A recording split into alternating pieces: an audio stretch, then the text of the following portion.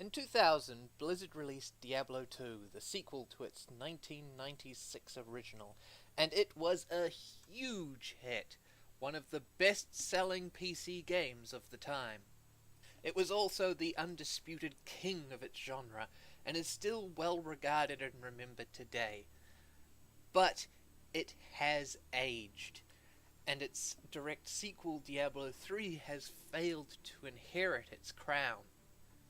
But recent years have been good to the RPG, and we've seen a resurgence of the genre, and in Diablo 2's spiritual successor, Path of Exile, we have a game that stands ready to claim its crown and become the best ARPG of all time. So what is Path of Exile? It's a free-to-play online ARPG released by Grinding Gear Games. And that's a lot of fun letters right there. We should probably take a brief moment to explain what they all stand for, and let's start with the one that probably raises the most questions, the free-to-play part.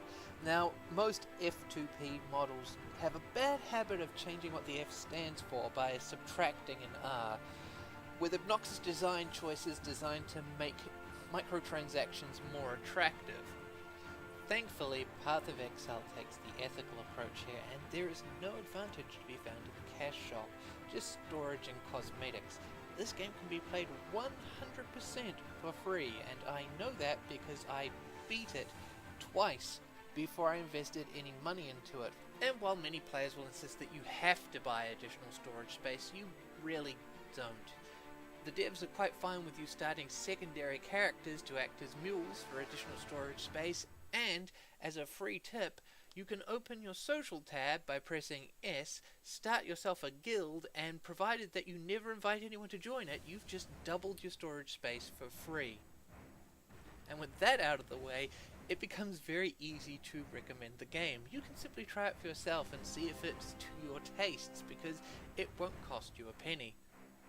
And you may actually want to do that before continuing on with this video, because, yeah, it's going to get spoilery. The second part of that letter jumble is ARPG, which stands for Action Role-Playing Game. And for those unfamiliar with that particular term, it's not role-playing in the traditional sense, but rather a reference to the mechanical side of the genre. You know, stats and level-ups and such.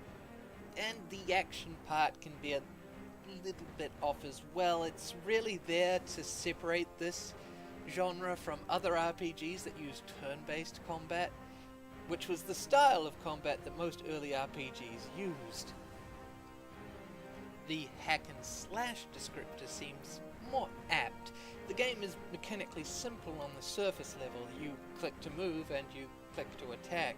It would be entirely plausible to expect that many players would learn these basics rather quickly in the first moments of gameplay. That's not to say, however, that the game is simple. It is in fact complex, and it has plenty of depth and requires skill to play. It's just that the majority of that depth is in the form of the builds that players create. And there is a chance that you might be wondering what exactly a build is, and basically it's the synergy of equipment, skills, and passive abilities on a character. Here's an example. I'm using a two-handed sword called Oro's Sacrifice. It has several notable properties, one being that it deals pure fire damage, one that has a 20% chance to ignite enemies on hit, and the last being that it generates frenzy charges when it ignites an enemy. The second point is Flicker Strike. It's a skill that teleports you to an enemy and hits them, and it would normally have a cooldown unless you expend a frenzy charge. Now obviously our sword gives us frenzy charges whenever it ignites an enemy, so we want to go through our passive tree and pick up basically fire damage and ignite chance. After doing this, we've probably got somewhere around 30%, which gives us a 1 in 3 chance. That means that we pretty much never want to miss, so we'll pick up Resolute Technique, trading in the ability to crit for the ability to never miss with any of our attacks. And we top it all off with a multi-strike gem, which causes our attacks to repeat twice, bringing our 33% ignite chance up to 99% across those 3 attacks and allowing us to simply spam our teleportation attack and kill everything on screen. And that is a build. Basically, all of these pieces synergize together to create something that wouldn't necessarily be possible if you removed any of the given pieces. And this isn't even a particularly complex build at that. The skill tree is huge, and it provides a lot of potential combinations. And it is these interactions and the player's ability to exploit them that is the main source of depth in both this game and this genre. With the sheer size of the game's passive tree, the number of possible item and skill combinations, you can tell that the number of potential builds here is vast, and that number only continues to grow as the content is continually expanded by active development. And so if there is one thing that you think about when you think about this genre, it is that build diversity is the heart of complexity and depth and the reason for replay, and all decisions should stem from promoting that diversity. So let's finally get into the actual game itself. Obvious spoiler warning, of course. We open on the character select screen where our potential avatars are lined up awaiting our choice.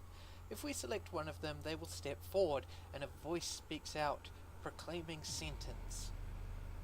Now in older versions you got more about the characters themselves, as they would have told you a brief background story about what they had done to deserve exile.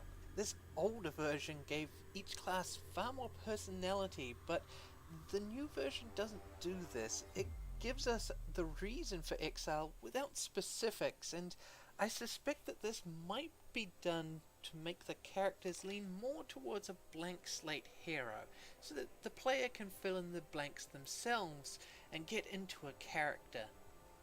Personally, I prefer the older intro, except for one point. The judge's passing sentence on you is an important figure later in the story, and one that was in real need of more of a build-up, a chance for players to get to know him. So this at least is a very nice addition. After that, it's you waking up on a beach, and it's a rather abrupt transition, but the continual improvements and the fact that 3.0 release has a brief cutscene later on does give me some hope that maybe one day something will occupy this spot. Maybe something that makes use of the now lost character intros, I'm just saying. Anyway, after we gain our feet, we notice that there's another survivor here, one who informs us that we are the only survivors to make it off the ship that dumped us in the water, leaving us to the mercies of the forsaken continent of Atrocious. He also provides us with our first goal, making our way up the beach to a nearby camp, which indicates that we are not the first exiles to be left here, but merely the latest in a long list of people to be left in this forsaken land. He is then, of course, immediately eaten by a zombie. It's a nice slow enemy for our first encounter, and as I said previously, there's an excellent chance that the player may intuitively discover the controls in this no-pressure situation. It's also a wonderful mood setter, as it builds the fact that, hey, this is a dark fantasy, bad things happen, get used to it. This, of course, all leads into the game's tutorial, and since it's new, it's hard to judge. It is always hard to judge a tutorial when you don't need it. I have well over 1,000 hours in this game, and I'm happily on my way to 2,000, and I've played many an ARPG before, so I know what I'm doing, and I didn't need to be told a lot of this stuff.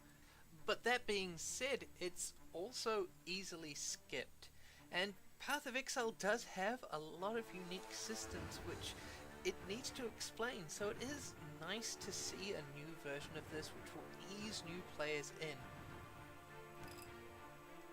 In addition to the basic tutorial, there is also a help panel which is indispensable to new players. It fully explains many important features of the game and comes complete with videos demonstrating how these work. And on top of that, new entries only unlock as you progress, meaning that this information is only received when it becomes relevant to the player. thus avoiding overwhelming new players with masses of information and easing them into the game's notorious learning curve. The only worry that I would have with this is that many gamers may choose to simply skip this resource, and a lot of the covered material isn't really taught elsewhere via gameplay. And it's not like there are no attempts in order to encourage players to explore these mechanics via gameplay. You see, every 3 months or so new content is added to the game along with a challenge league, and this is where the bulk of new players will start off, and these challenge leagues are the default league for any new characters created during their duration.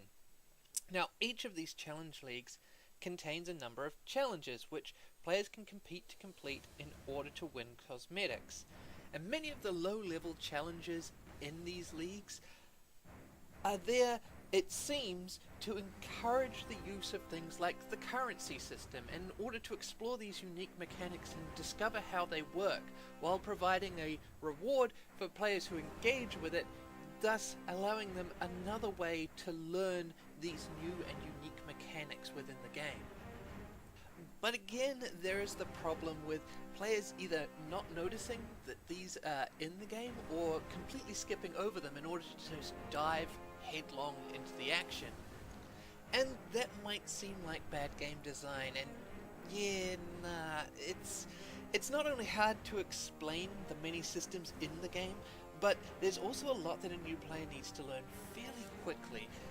The tutorial gives you a brief overview, for example, how active skills work. You start with a basic weapon, and the first zombie you kill will drop a skill gem for your class. You can then socket these skill gems into sockets on your equipment, and this will allow you the use of the corresponding skill.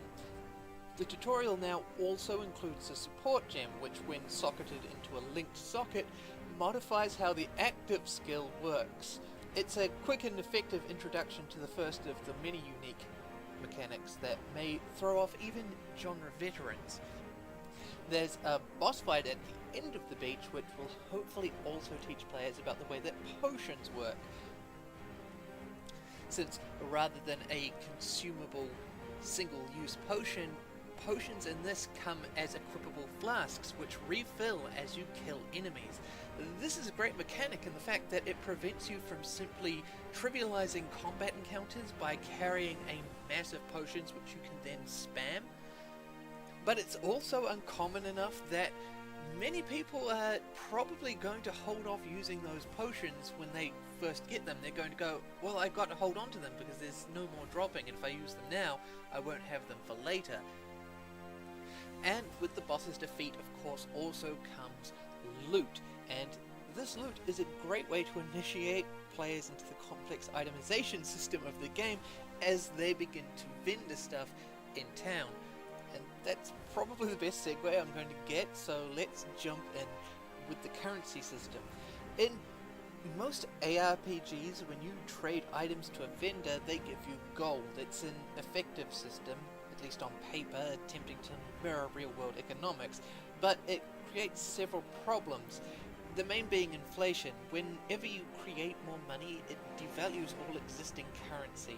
Early on, say 1,000 gold might be a great deal and nab you a decent item if you're trading with another player, but eventually 1,000 gold is going to be nothing to both you or others. Now, trade is hugely important in the game's item progression, and most of the loot drops are balanced around trading. So it becomes very important for the game to retain the value of its currency and avoid that inflation. And it does this brilliantly. When a new player trades items to an NPC vendor, the first thing they'll notice is they don't receive gold. Instead, they receive consumable currency orbs of different types based on the properties of the items sold. You might not grasp what's so great about this system, but the fact that each item is consumable means that there is a ready way for currency to leave the economy, and this helps to slow inflation, but it also improves the loot system. Path of Exile uses a tiered rarity system for its loot. Like most members of the genre, you have ordinary white items, magical blue items, which can have up to 2 magical modifiers, yellow rare items, which have up to 6 modifiers, and unique items, which have a fixed set of modifiers, some of which can only be found on those specific items. Now, in a normal ARPG system, common white drops would stop being picked up by players as soon as they have access to magic tier items, and those magic tier items are in turn phased out as soon as rare tier items become common. And even if you have no intention of using yellow drops, they would tend to vendor for more money, making it more efficient to only pick up those specific items. Now, since white and blue items don't stop dropping, this suddenly means that a large proportion of your loot becomes useless. You're always going to take those higher tier items in order to sell. And of course that also leads to an inflation in the number of high rarity items which need to drop in order to make any loot feel exciting, which in turn leads to more currency being generated, which increases inflation in the currency system, and you can see how that would feed itself into a sort of vicious circle. And Path of Exile does not solve this problem. Not completely anyway. But more on that later. But its currency system does take steps towards correcting this, in addition to making thematic sense for a castaway exile. Now, apart from the fact that the currency is consumable, there are also different types which have different uses, and each of those orbs can be gained from vendors by selling certain items which possess certain properties. So, for example, you might want a white item which has 3 linked sockets, one of each colour, red, blue, green, as this will sell for a chromatic orb, rather than a yellow which has underwhelming properties that might sell for some currency fragments. Or, because each of these currencies can be used to upgrade and modify your gear, you might simply find a base which has the perfect coloured sockets, all nicely linked, ready to go, but it's white, and you can then upgrade that with the properties that you desire using more currency, making it more desirable than a higher tier of rarity which might drop of the same type. And one final point of favour for the system is that having consumable currency also means that you eliminate the need for money sink mechanics, like durability and consumable potions, which streamlines the experience, somewhat at least, allowing you to spend more time playing with less trips back to town in order to repair broken gear and refill on potions. And that's just scratching the surface on the information that a player needs to learn in order to play the game effectively. You can see how it would be difficult to tutorialize all of that via gameplay necessarily. And so it's also easy to see how this game has gained a reputation for having an absolutely atrocious learning curve. But we can talk more about itemization, rarity, and all of these systems later when we reach the end of the game. For now, let's dig back into the story mode. So after we kill Hillock and visit town, what comes next? Well, the simplest possible summary would be that we wander off into the wilderness, meet a character who will be reoccurring throughout the story, and then kill 2 bosses. Now, that seems like an awful summary. But the problem is that, story-wise, there are a lot of problems with Act 1. In fact, Act 1 through 4. And this is bad, because the story picks up around Act 5, but you really need to grab a player who is new to the game and get them engaged early on. And Path of Exile story doesn't really do this. And the main culprit of this is a lack of clear motivation for your character, and thereby extension for you. Your character is your avatar, and them lacking motivation affects the entire experience for new players. A clear overarching goal is vital. Think of Diablo 2. What's your ultimate goal? It's to hunt down and stop Diablo, and in each act you have a smaller arc in which you advance the main goal. Path of Exile doesn't do this until later. And it's not like it couldn't do better, because all the parts are there. They're just waiting to be used in a better way. So let's go into a little bit more detail. The initial quests are basically your standard side quests. You're to recover a medicine chest, you're to fight a necromancer and his monsters, and you're to pick up 3 shells and put them into a wall. Only one of these is the main quest line, and I want you to take a second and guess. Fighting a necromancer, recovering a medicine chest, or finding 3 shells. Which one is the main quest line? If you guessed it was the shells, then you're correct, because that's what it is. The main quest line requires you to find some shells so you can open a passageway so that you can go to the first boss zone. And we're not giving a motivating reason for any of this, which is a bit of a problem. And it's not like we couldn't fix this. It's pretty simple. At the beginning of the game, you need to simply establish the fact that your character's overarching goal and ambition is to return to Oriath. It makes sense. They're being sent to a forsaken continent to basically die. Oriath is civilization, it's home, it's safety, it's better than living out in the woods roughing it.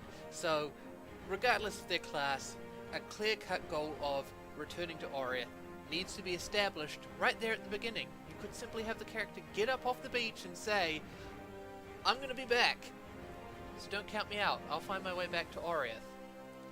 And then we have, of course, the Dying Exile, who provides us with our initial first step in this process, making our way to Lunara'S Watch, the camp on the beach. We need to establish ourselves and make sure that we have a safe place to stay as we work towards our initial goal. And in that line of thinking, you then have the first 2 side quests. They make perfect sense. Eliminating a threat to the camp, getting medicine, it makes the camp stronger, it provides us with a strong base to begin our journey. And it's after killing the necromancer in the fetid pool that we can start building a bit more towards our main storyline.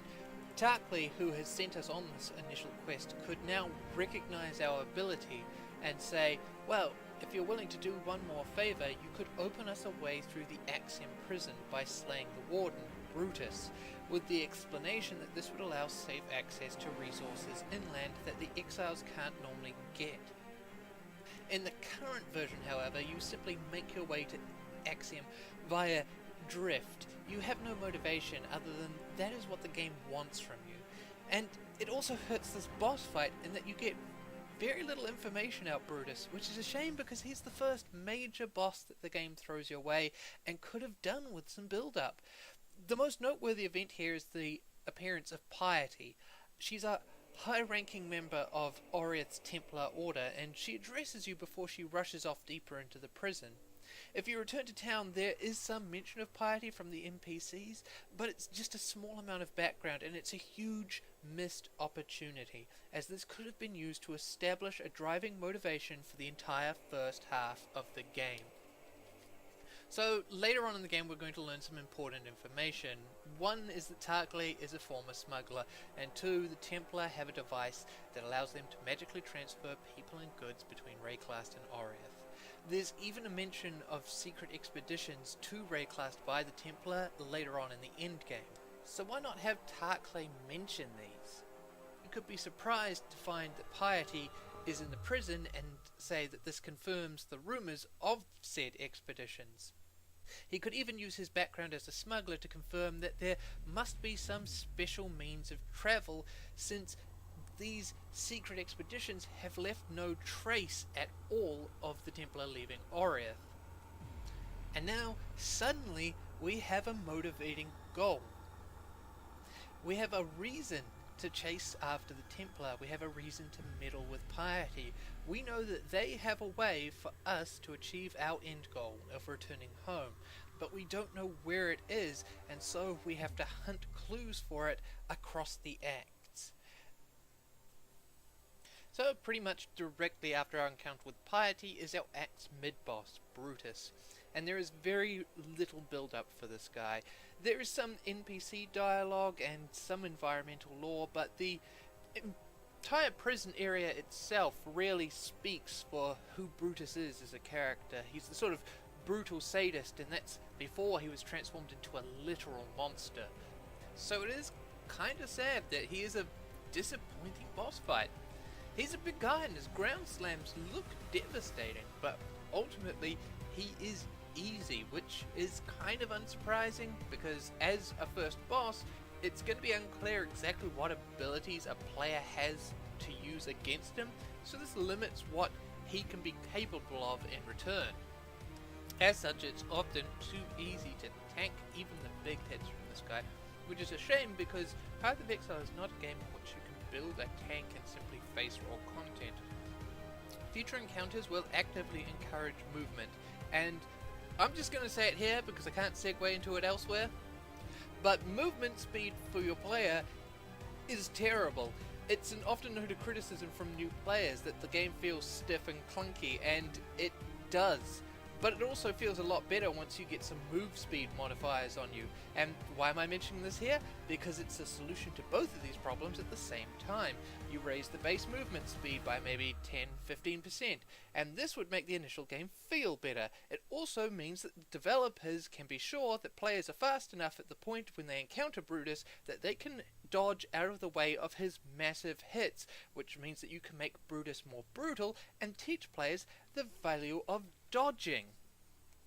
I mean, other than that, it's a pretty passable fight, and the only other point I could provide is that it's really dark, and that befits the dark fantasy themes, but it also makes the attacks stand out a lot less than they should, and I think that to remedy this, the attacks should be themed more around fire, which would make them more visually distinct, while also keeping with the theme. After defeating Brutus, we move out into Prisoner's Gate, and our path inland, our current goal, is sealed off from us by piety, forcing us to go around and confront Mervale, the boss of this act. And I'm also going to constantly bring up the fact that we still lack clear motivation at this point. It's a problem, and I'm going to keep bringing it up. We simply drift into this conflict with Mervale because the game requires us to. It's also our first introduction to Mervale, and depending on whether or not we return to town or press on, we will get our first mention of her from either the town's NPCs or Fairgraves, a quest NPC in the ship's graveyard. It's also worth noting here that directly after the ship's graveyard area are the caves where Mervale leads, so it's a very short lead-in for this massive boss. And here's the thing, this is actually a wonderful boss fight, and the build-up that we already have isn't bad, it's just very short. It doesn't let Mervale really establish herself in our mind. But the ship's graveyard area is haunted by the undead remains of sailors that this old siren has lured in over the years, and once you enter her caverns, Mervale sings and speaks to you. I gave away my heart on the promise of my life. I gave away my love for nothing. And these illusional versions of her appear and lure you deeper into the caves. It's all excellent stuff, but I must insist that this whole section would be better with a little bit of build-up. And it's not like there isn't room for it. Up until we meet Brutus, there's not really a lot going on. There's a lot of environmental lore to be found, and it does a good job in establishing the world, sometimes directly, for example Lavianga's carvings telling us about the history of the area, or more subtly, like the Letters of Exile, which can give us some background information on characters that we'll meet later, which also hints at what Oriathan society is like, given the crimes that will get you a literal death sentence of exile. It's a lovely piece of lore is what I'm saying. But besides that, there's not a lot happening to drive the player forward, at least not quest-wise. Therefore, I propose a change to the Deep Dweller quest. It's, in its current form, a throwaway quest to kill a giant crab. It's a fact that we're told directly when we start. Tarkley simply says that there's a giant crab, would you please go and kill it for it? And it could be used instead to introduce and build Mervale early in the act. Change Tarkley's quest to remove mentions of the monster and instead point out that something has been catching exiles out in the mudflats and making them disappear. The quest is therefore more engaging, as you might be driven to discover what kind of monster is denned up in those deeps. It's mysterious and exciting, but it also further expands it by switching out the Deep Dweller, a giant crab, for the Brood Princess, a siren. You buff that monster, and it provides an implied threat to Lunara'S Watch from the Sirens. This allows us to introduce Mervale early, and adds drive to defeat Brutus, for the exiles to have a chance to escape inland in case the old siren ever stirs herself into action. Doesn't that sound so much better? And if we add in my aforementioned change with giving us the motivation to chase after piety, we would then be driven into a conflict with Mervale naturally in order to advance our personal goal, while we could still have all the NPCs trying to warn us off stirring up this old monster. So we slay Mervale and we move on to Act 2, and this is probably the worst act in the game.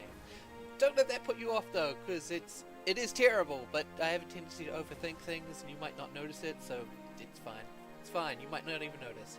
After you run through the forest, we hit the second town, and its inhabitants are tolerant of, if a little distrustful of, exiles. There are 3 potential exits to this town, one of which we just came from, and 2 others. Thankfully, we do get some guidance from some quests which will lead us out to the old fields, but equally good is the fact that we don't actually need to follow a precise laid out pathway. We can proceed as we would like and complete quest objectives out of order if we want to. And either way would work with my story beats, because we would be looking for piety either way, and any actions that you take would be valid. You could head out towards Prisoner's Gate in the hope of finding some clue that can lead you back to piety, or alternately you could ask around town, take some quests, earn their trust, and see afterwards if anyone will mention if there's any Templar activity, which is actually what happens if you complete some of the side quests. Groost, the village headman, will mention the fact that there are Templars out in the Chamber of Sins, directing us to go out there. Of course, that's all in my head. In the current iteration of the game, we don't actually have any motivation. We're again adrift. We show up in town and we get side quests, so we do those side quests. And again, the main story quests for this section feel like side quests. You show up in the Chamber of Sins, you find Piety, and you stop her. You get one of the former Blackguard officers who tells you what she was after. It's the Baleful Gems. You take the Baleful Gem. You go back to town, it's like, hey, you should get Malagaro's spike, it's out in the woods. You go out in the woods and you get the spike, and it's like, you should inject the Baleful Gem into a tree, so that you can go into some ruins. Why? Because you go into the ruins, and there is an ancient seal containing a very old and very dangerous monster, and you break that seal. Why? No one told you to. You just do it. You then have to fight your way forward to find said monster and kill him, in order to right the mistake that you have made. But in order to do that, you also need to kill 3 bandits, and that seems like a side quest, and the reward for the quest, don't get me wrong, it's very good, so you would be driven to do it anyway, but the fact that you can arrive at this point and go, oh, wait, I did have to go out of my way to go and kill that guy before I can progress, this is actually very important to the side quest. Whoa, I didn't even realize that it wasn't a side quest. In fact, you may have noticed that just before now, I made a mistake when talking about this as a main quest, and I called it a side quest. That's how side questy it is. So anyway, we proceed forward, we climb up this ancient ruined pyramid out in the jungle, which has been buried in these deep caves, and we kill this ancient monster, and then a door opens in the top of the pyramid as it rises slightly out of the earth, revealing itself, and you're in a city somewhere, and it's very confusing. She's like, wait, I was in the jungle fighting in an ancient ruin, and now I'm in a city, which is also in ruins. Hang on, I don't understand, and it's very confusing, because the information that you need, the lore that is required for Act 2 is in Act 3, and that's bad. So let's talk about why it's bad, and then let's talk about how we would change it to make it better. So the first thing to note about Act 2 is its structure. It's got a lot of, let's call them hub zones, because they require you to backtrack through them. If you head out towards the Chamber of Sins, you must first go through the crossroads. There is a side quest requiring you to go to the Fell Shrine in the south. Once you complete that, you must then turn back and come back up through the crossroads. You have to kill one of the bandit lords who is on the broken bridge, which is on the other side of the crossroads. The Chamber of Sins is also on the other side of the crossroads, which means that you need to backtrack through this area several times. The same can be said on the other side of the town with the riverways. To get to the wetlands, you have to go through the riverways. To get to the Western Forest, you must also go through the riverways. It's a lot of backtracking, and it does make the flow of the act feel bad, which is one of the reasons I think that the act doesn't feel as good as the others.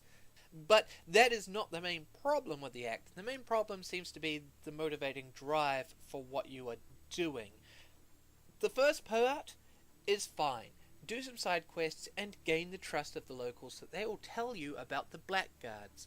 You are looking for those people if we establish my motivation, as we said earlier in the video. So then you go to the Chamber of Sins, and instead of you getting the Baleful Gem, let Piety escape with the bloody thing. Here's the simple reason why.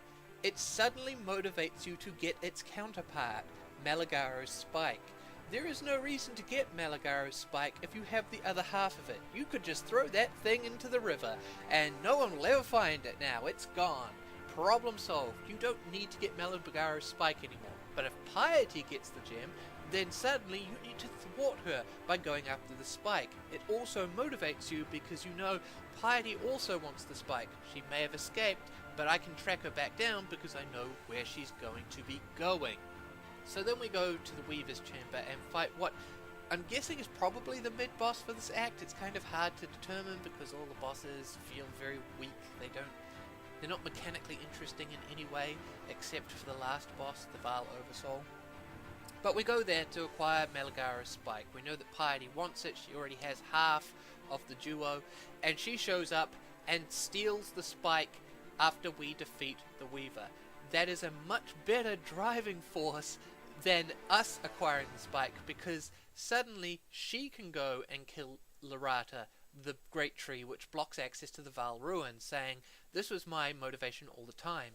I wanted to gain access to the secrets of the Vaal Ruins," and we now proceed to chase her. She breaks the seal on the ancient evil that is contained within the ruins, because this makes far more sense. In the current version, we are trying to get, apparently, to the city of Sarn, and our path leads us through these ruins, but there are a lot of exiles who have already reached Sarn, because when we get to the town section of the next act, they're already there. So clearly there is another way that does not require us to break a seal, unleashing an ancient and devastating evil into the land. So this entire section seems like, why am I doing any of this? This is really, really dumb. Why don't I just go and take the path that everyone else had taken? But then after Piety unleashes the evil, maybe she realizes it's too much for her, and we put the mistake right and then proceed forward. I just want to stop here briefly to talk about lore. There's a whole lot of lore here which would ease confusion in a lot of sections. Like, who are the Vaal? Why, when I come out of an ancient pyramid in the jungle, am I suddenly in the middle of the city of Sarn? That doesn't make sense. Or at least it doesn't make sense until you discover later that the city of Sarn was built over the top of the ancient city of Exile after it was destroyed by a cataclysm. Now, where is all of this additional lore? It's in Act 3. It's in an area called the Library, and there's about 20 odd pieces of lore in the library, but only 3 of them are accessible at any given time, which means that when you go into the library, you would need to run it over and over again in order to get all of the relevant lore, which many players aren't even going to notice. So why not move some of this lore into Act 2, which would make it immediately more accessible and also give context for the rest of Act 2's story beats. You could have, for example, the tale about what the Vaal Oversoul is, and put it into the camp where the Blackguards are at the Prisoner's Gate. This would give you a reference point for what the Vaal Oversoul is, as well as implying what Piety would be after when she goes into the Vaal Ruins.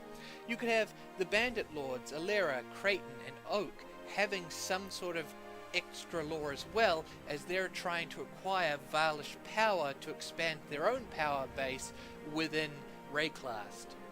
And then, all of a sudden, you have a context for who the Vaal are, why Piety would be trying to get into their ruins in order to get the artifacts there. Why the seal being broken is such a big deal. You get some build up for the Vile Oversoul and why it is such a dangerous threat that needs to be dealt with. Suddenly, a lot of things are improved, and you no longer have a confusing transition where you first step into Sarn and go, what happened there? Now we're on to Act 3, and story-wise, this is probably the strongest out of the 4 bad acts, as by this point the constant reoccurrence of Piety as a character has at least established her as an antagonistic force to you, giving you some drive, despite the fact that you have no personal motivation to go after her at all. The act opens with us encountering some blackguards, and they have captured one of the NPCs from the nearby town. We rescue them, and she informs us that Piety has captured one of her companions and has taken them to the crematorium, and that we need to hurry up and save them. We then make a brief stopover in this area's town before continuing on to the crematorium, which is filled with screaming and the undead, and we encounter Piety again, this time experimenting on Tolman. And it's a good scene. Up until this point we've had an antagonistic Piety, but we haven't seen her as a true villain. But now, having her experimenting on people, it kicks her up a notch and makes her more monstrous than she has been prior to this. We fail to save Tolman and head back to town, where we get 2 quests which are fairly important. One is to kill General Grevious, who is the commander of the Blackguard troops here in Sarn. And pretending that my story beats are in place, this is an excellent driving force. Obviously, we want to investigate the Templar and their activities in hoping to find our portal back to Oriath. The second one we get is to investigate the Gemling Queen. She is apparently a legendary figure of considerable thaumaturgical power, and her tomb is supposed to be in the old Lunara'S Temple, which the Templar are attempting to raid. We need to get there first and find a way to prevent the Templar from acquiring her body. And as we progress, we discover that access to General Grevious is blocked off in 2 ways. The bridge which would lead over the river to where he is magically barricaded, and the sewers which would go under the river via the tunnels have an undying blockage of basically undead monsters which have merged together and are very creepy looking. As such, we make the Gemling Queen our priority, and we find her, and she's still alive, preserved by her powerful magic. She's also upset by the fact that the Templar are generally meddling in her business, and as such is only too happy to help you kill them off by providing you with a means of getting past the undying blockage in the sewers so that you can kill Grevious. Killing Grevious then opens up a pathway so that we can now get access to Piety, and we go into the Lunara'S Temple, which is just wonderful. It's so dark and grim, and it's a definite nod to Diablo 2 and the end of Act 3 there, which is fantastic. But again, it's helping build up these characters like Piety and in turn Dominus, who we'll be encountering later, by the fact that they have not only allowed this, but, taken an active part in the creation of this terrible place. And now we confront Piety in her personal laboratory. It's her home base, and we finally deal with her. After a boss fight against Piety, she is sucked into a portal instead of dying, which is important. But there's no means of returning home here, so our investigations continue, and upon returning to town, we're informed that Dominus has a personal laboratory atop the Scepter of God. Dominus is the head of the Templar Order, and the big bad for this act. The actual fight against Dominus is pretty good, and in previous iterations he didn't have enough time to really build himself up as a character or a villain, but in the 3.0 release it's much better. Not only is he the one who is passing sentence on you at the very beginning of the game during character selection, he also reads out the letters of exile. There is a note in the prison about his orders regarding piety back in Act 1. And through Piety's actions and the actions of his underlings, we do get a picture of who Dominus is. It's really pretty impressive how just these small additions to the game have really changed how I feel about Dominus as a character. And that's Act 3. Like I said, it is the strongest narratively out of all of the 4 bad acts, and with the simple establishment of a motivation earlier on in the story, the rest of this requires next to no changes really to make it work. And then we're on to Act 4, and it's good and bad at the same time. What do I mean by that? Well, it's good in that it's got a lot of characters that we've already had plenty of build-up and lore establishing them and who they are, and then they show up. And their battles with them are significant and exciting because you have the context behind them to understand who they are and what they're doing here and what them being here means. And it's bad because it feels like it's disconnected from the rest of the story. Like, how did we get our character involved in this situation? Again, you've just sort of drifted in there. But in this case, even more so than the other previous acts. So right at the end of Act 3, Diala will appear out of a portal and congratulate you on slaying Dominus. She'll then point out that, well, empires rise and fall, and sort of, you know, the little tyrants, they tend to crop up now and again. Why don't you go to Highgate and do some stuff? No real explanation as to why, just sort of go. I mean, it would be better if she implied that she knew how you could get back to Oriath and that she is aware of, you know, how the Blackguards have been coming to Rayclast on their expeditions, and that she would be willing to trade you this information in exchange for you doing her a favor. You see, Diala is the former lover of Malachi, who is the Grand Thaumaturgist of the Empire. He's sort of brilliant, and we've had plenty of lore to establish who he is and what sort of character he is throughout the previous act, so it's nice to see him built up here. It turns out that he survived the Grand Cataclysm that destroyed Rayclast. Not only did he survive it, he actually caused it, his plan being to reshape the world into one that is more fitting of his desires.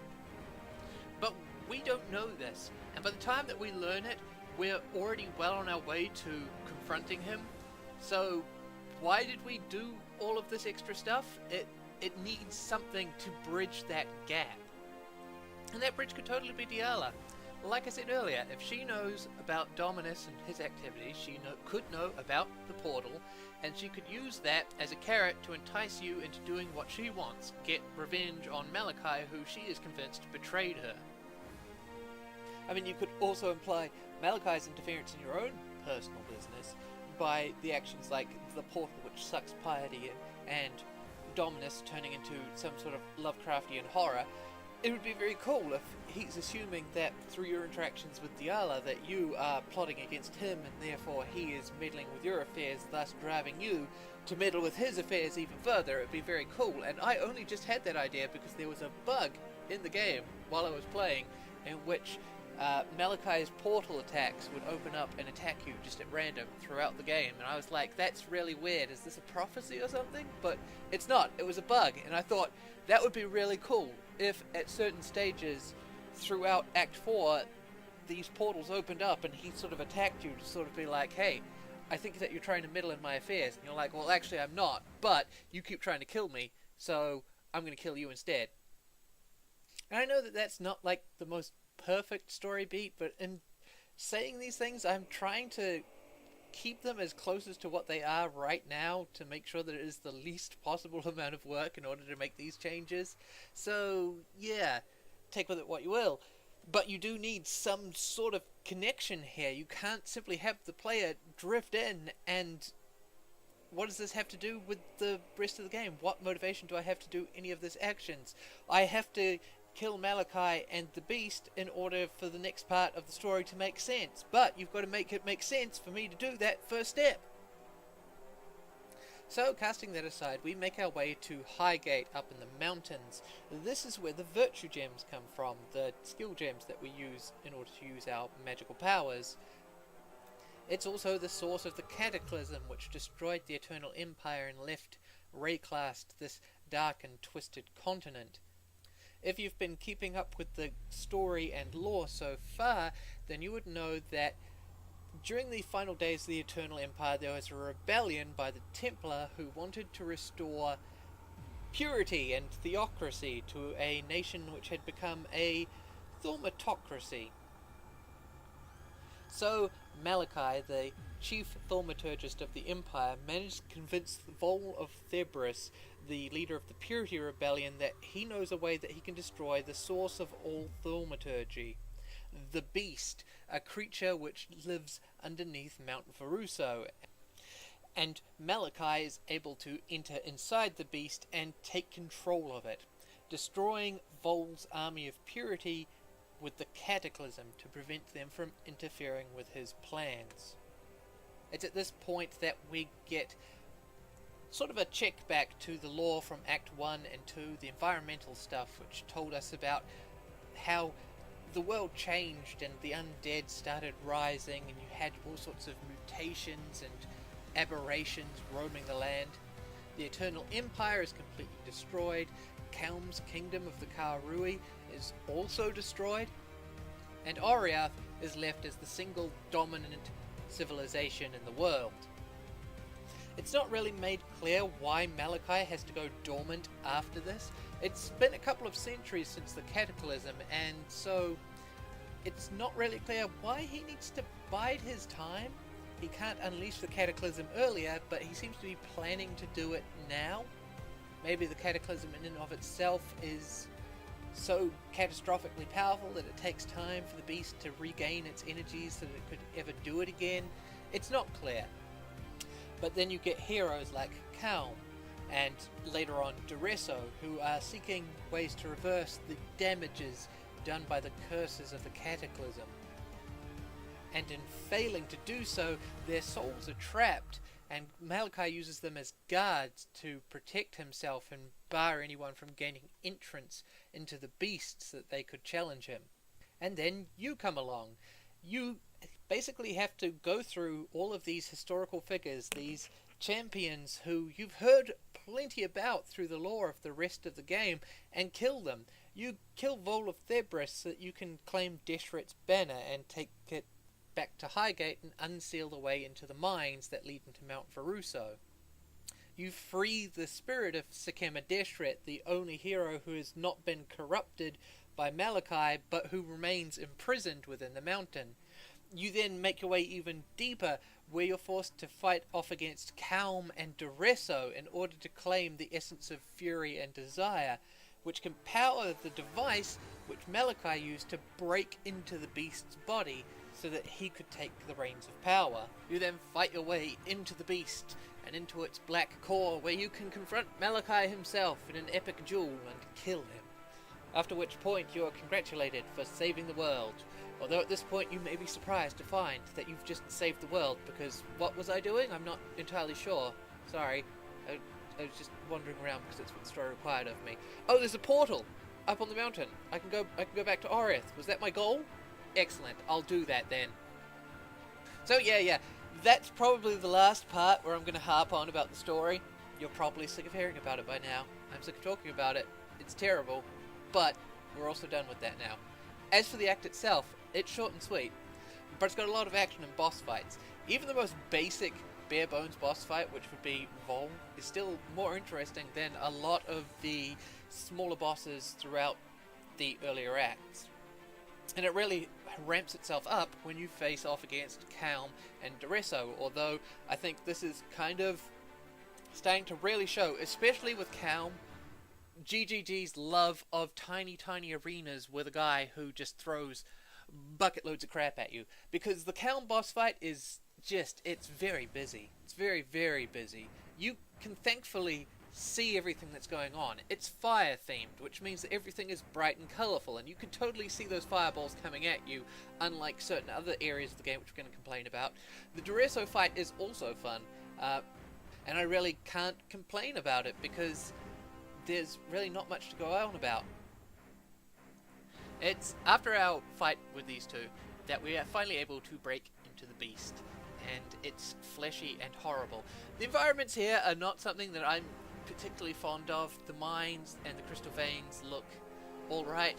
They're similar to one another. There's not a lot of variation in this area. It's a lot of underground zones, and they all look, they're dark and not very interesting to look at. On the other hand, you've got the Calm's Dream and Duresso's Dream. Both look wonderful. The Grand Arena looks fantastic. It's fun to explore. Calm's is a lava level with a lot of red in it, which I usually don't like aesthetically, but in this case, it looks very good. The Beast, however, is it's a fleshy nightmare, which is one of my most hated forms of gameplay environments, but it's short, so we don't have to deal with it very much. But then we get to fight Piety again. Yes, when she got sucked through that portal, she was sucked into the Beast, where she was locked in as one of the new Guardians who was going to protect Malachi and prevent people from interfering. And after the Calm fight and the Duresso fight, she is incredibly easy. It is super, super basic. It looks nice, sure, but it's disappointing. I don't think that this was actually meant to be a particularly challenging boss fight. I think that it was more or less just supposed to be a story beat with some boss action in there to explain why it's there. Because after you defeat Piety, she turns back to normal, and she's not very happy about being turned into a horrible monster and forced to stand guard in this fleshy wonderland, because honestly, who would? And so she tells you that she knows a way to get past Malachi's final set of barriers so that you can confront him and kill him and put an end to this, because reasons. After this, we make our way into the Harvest, where Piety reveals that Malachi is protected by a lot of magic, unsurprisingly. His three students, Chevron, Malgaro, and Doedre Darktongue, three characters who we've been introduced to through lore and other actions in previous acts, have his organs, and these organs are part of the magic that protects him. Think, sort of undead magic, where it's like, look, I took my heart out and I put it somewhere else. Now, you can't kill me because my heart is always safe in some other place. Sort of a deal. So you need to kill the Godless Three and collect the organs, and these are again very disappointing boss fights. Malgaro's is absolutely terrible. It's just, wow, what a really boring fight. Although he is probably the one who is most likely to kill you, since he deals chaos damage, and chaos damage on gear is kind of rare, so there's a chance that you'll have lower resistance to his damage type. Chevron's is the most visually spectacular, and Doedre's is okay. Honestly, they're not great boss fights, and in earlier iterations of the game they were supremely disappointing, because these characters had been built up a little bit to be, these terrible, great, evil figures, and then you fight them and they're very weak and disappointing.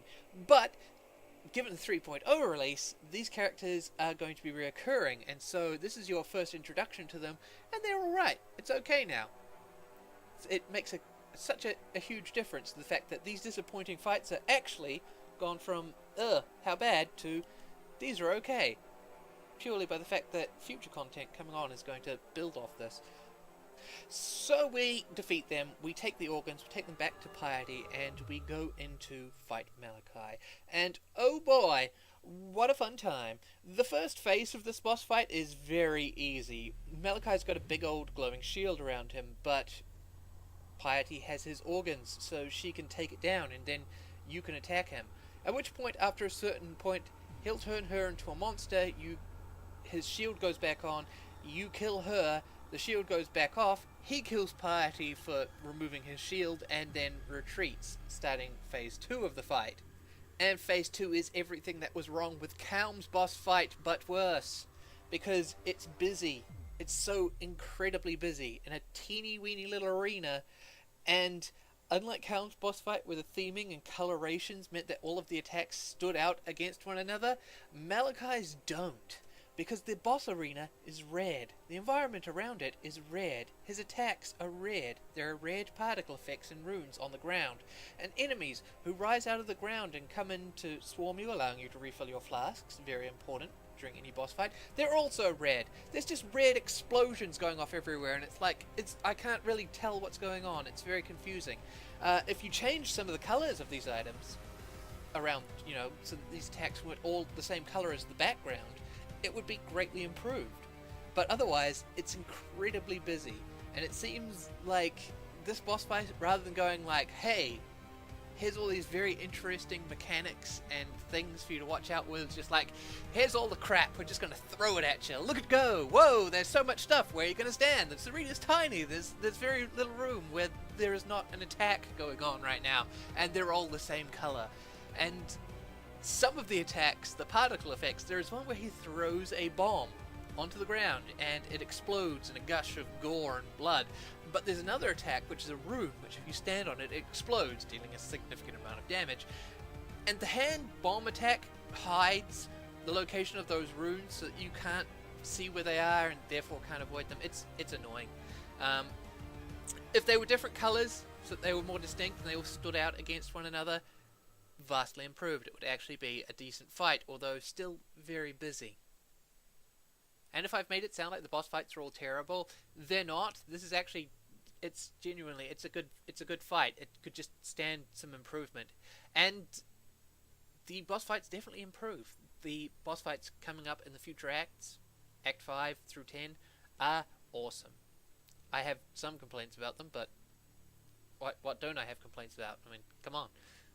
But let's actually talk about the actual end of Act 4. It's somewhat of an anticlimax, so I think it's better to think of it as the beginning of Act 5 rather than the end of Act 4, because it's just climbing up a mountain and activating a portal device, and it's very easy. The monsters along here are not particularly interesting, although there are a lot of new ones, and this is the only environment in which we encounter them. The Yetis, like Yeti Wendigo things, look excellent. There's more Templar of different designs which behave like old Templar. There's Zombie Templar who are slow and shambling like every other zombie in the game, so not all that interesting. And there are Hellions, except these ones don't spread fire when they die, they spread ice, and only some of them, not all of them, which makes them actually less interesting than the ones that spread fire. So, well done. Sort of an anticlimax, but it looks cool. It looks cool, and it is nice to have a sort of a breather between action. You don't want it to be go, go, go, go, go. You don't appreciate the highs if you don't have the lows, so it's good to have this here.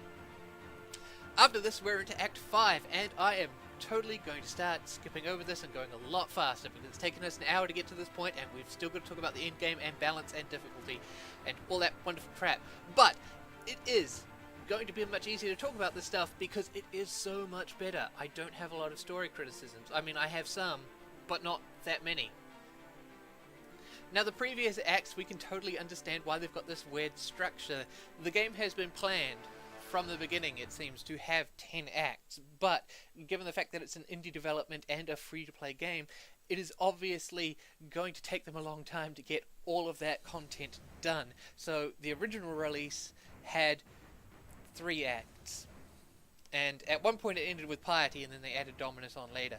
But 3 acts, and that act, the arc within it, needs to be satisfying. Can't be, your goal is to return to Oriath, and then the game ends and you didn't, and that's the state of the game for years. Similarly, Act 4 couldn't end with you being like, and you still haven't actually achieved your ultimate goal, but the game is over now, so whoops.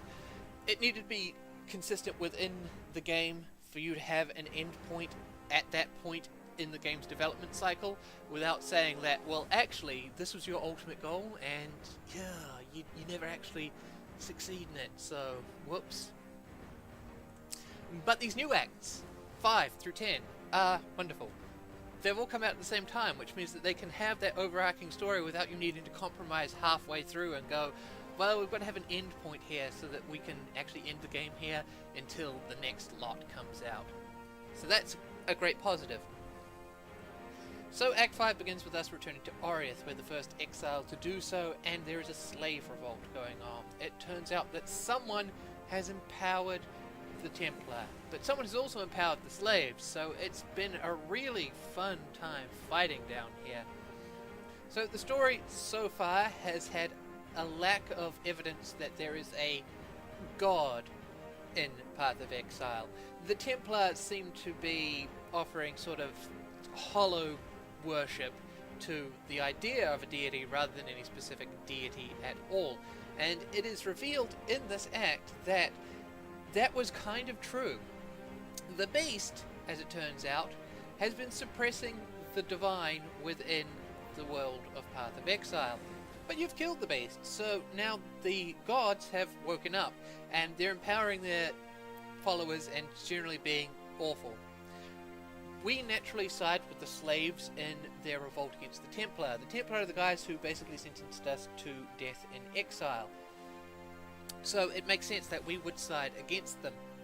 Now there's some foreshadowing with the character Utula in Act 5's town, which suggests that he might be a bad guy and is totally going to betray us. And this is super annoying because so many games do this, where it's like, hey, I'm an obvious bad guy, I'm a villain, I'm so a villain, you could stop me, you could stop my plans right now, but you can't because the game won't let you. There's no combat in town, this is a no combat zone, so I'm safe until my betrayal comes around and I screw everything up. You can see it coming, but you gotta pretend like you can't. God damn, that's irritating. It's kind of forgivable here because, as I noted before, there has been no sign that there are any divine stuff going on. The Marauder, Haku, the Armor Master, a lot of the lore for the Karui all mention Kitava, who is the god that Utula worships. He's a bad guy, but they suspect that the beast is probably Kitava, but the beast isn't Kitava. We know this. And so, throughout the game, it's sort of been this hint that, yeah, they all believe in this religion, but it's not real. There's no real stuff going on. So you can see that this guy is clearly a fanatic for a dark god, but also, gods aren't real, so it's cool. We can totally side with that guy and screw over the actual powerful Templar order, and then maybe we'll just come back and we'll deal with him later, once the actual real powerful threat is dealt with. So in that way I can kind of forgive the fact that you've got an obvious betrayal being set up here. It's like, hey guys, I'm evil. At least he's not Diablo 3 levels of bad, where you had both Zoltan Kuhl and Belial, who are both super obviously your enemies, and it's just like, oh, come on, please, no, don't, oh god, that's terrible. Utula is not that bad. He is not that bad. Like, he's passable. He's, at least, like, I've seen plenty of players who have read his dialogue. If you watch YouTube videos of first-time players going through the game, and they have gone, like, that's a cool guy, I really like him. And that makes, I find that very interesting. And it might be the fact that because I've been playing it for such a long time, obviously I have heard Kitava's name over and over again, so the fact that he's like, I worship a dark god, you're like, you're a bad guy. Whereas they're going like, oh, I've heard some stuff about Kitava, but it's not real, it's not such a big deal. So maybe it's just my personal reaction to him, and this isn't actually a problem at all. But I'm still going to bring it up, because I already have. But yeah, it makes total logical sense that we would side with the slave revolt against the guys who have obviously wronged us. So we make our way to the Chamber of Innocence, doing various side quests which have no bearing on the story, so it doesn't matter. And we fight High Templar Avarius, who has replaced High Templar Dominus. He has gone crazy, it seems, and believes himself to be the actual incarnation of his god, Innocence. And it actually turns out that he totally is, because when you fight him and kill him, Innocence comes out of his body, declares himself the God Emperor, and then fights you. And you fight him back. And that might seem like it's a totally weird thing, because you're just a human. And that shouldn't work, should it? But it kind of makes sense if you consider the fact that the beast has been suppressing the gods with its power, and that virtue gems are mined from Mount Verusa, where the beast is, and it's got some, like, you know, crystalline stuff going on. It is, like, at least my theory, it's not confirmed or anything, that the virtue gems are fragments of the beast's own power, so it makes sense that you, as someone who uses virtue gems, could cause damage to the gods, since they are, you know, thaumaturgical, and therefore the antithesis of divine power. Opposites colliding, that sort of thing. But this boss fight, it's beautifully done. Innocence is powerful in a way that is befitting his status within the game. He hits hard, and he does a considerable amount of damage with his attacks, which is great. It makes the boss feel threatening, and, like I said, befitting his status as a god. But, simultaneously, you can totally avoid all of his attacks. He has various bullet hell particles flying around, but they can all be avoided if you're playing very carefully, which is great. Now, there are some people who consider this fight to be too easy because you can totally dodge all of those attacks. You can avoid all the damage if you're careful enough, and obviously that makes the boss fight easy. These people are totally wrong, and I'm going to explain to you why. Imagine that you're fighting a boss and he unleashes an unavoidable Nova attack. You can't dodge it, you can't get out of the way. What kind of skill as a player does it take to simply take a hit which you can't avoid? It takes no skill at all. What skill does it take to read the moves and avoid an attack? It takes more skill than simply being hit for big damage. And that's why those people who assume that just because you're not taking a lot of damage means that the boss fight is easy are wrong. So I really like this boss fight, and it is actually kind of sad when it ends and it's over. But we've still got plenty more to do in this act. Once we defeat Innocents, the Templar are all depowered, and the slaves are empowered by their god, who now comes to the forefront. And yes, it is indeed Kitava, just like Utula was talking about. It's also at this point that all of the current areas in Oriath changed. Before this we had rather pristine city streets and whatnot. We had the Templar courts, very orderly, nice looking. And then afterwards we now have destruction. We have mayhem. The courts are on fire. The streets are awash with blood, and there are corpses piled high, and just general chaos and burning, and the buildings have collapsed, creating new pathways and opening up different routes. And why is this so great? Because it shows off something which should hopefully get players ready when it is revealed to them that Act 6 will be returning to Act 1. It shows that all of these areas have radically changed. So, therefore, because these radical changes have taken place here, what sort of changes have taken place in the other acts? I think this was a very good setup, because a lot of players, when they discovered that Act 6 through 10 were going to be a repeat of Acts 1 through 5, were like, wow, what a rip-off in this massive expansion. But here we're saying, no, look, everything changes. The environments, you're going to the same places, but they are radically different. So it's a nice little setup there. We are now also introduced to Innocent's twin brother, Sin, whom Innocence does not get along with very well. But now that Innocence is out of the way, Sin can come in and tell us that we've basically screwed things up pretty badly. He created the beast in order to prevent the gods from rising up and tyrannizing humankind. And now that we've killed his beast, the gods are rising up and tyrannizing humankind, and he would like us to stop that. Sin is the character who is going to give structure and progression and an overall motivation to the rest of the acts. He wants us to kill Kitava to stop him from gaining too much power, and sets us the task of finding the last relics of innocence so that we will have sufficient divine and thaumaturgical power to confront Kitava and prevent him from gaining too much strength before it's too late. So we go out and claim the Sign of Purity, climb atop the Chittis Cathedral and confront Kitava, and it is one hell of a boss fight, and it is great in so many reasons, and I'm going to go into them now. Kitava is not a boss that you beat. He will defeat you no matter what, and this is fantastic, because so many games have stopped doing this. We have multi-phase boss battles in which you have a boss fight where a boss will win. They like to always have the player win, and that boss is now gone, completely gone. But in this one, we have Kitava. He's huge. It's a massive set piece, and he does huge damage when he attacks.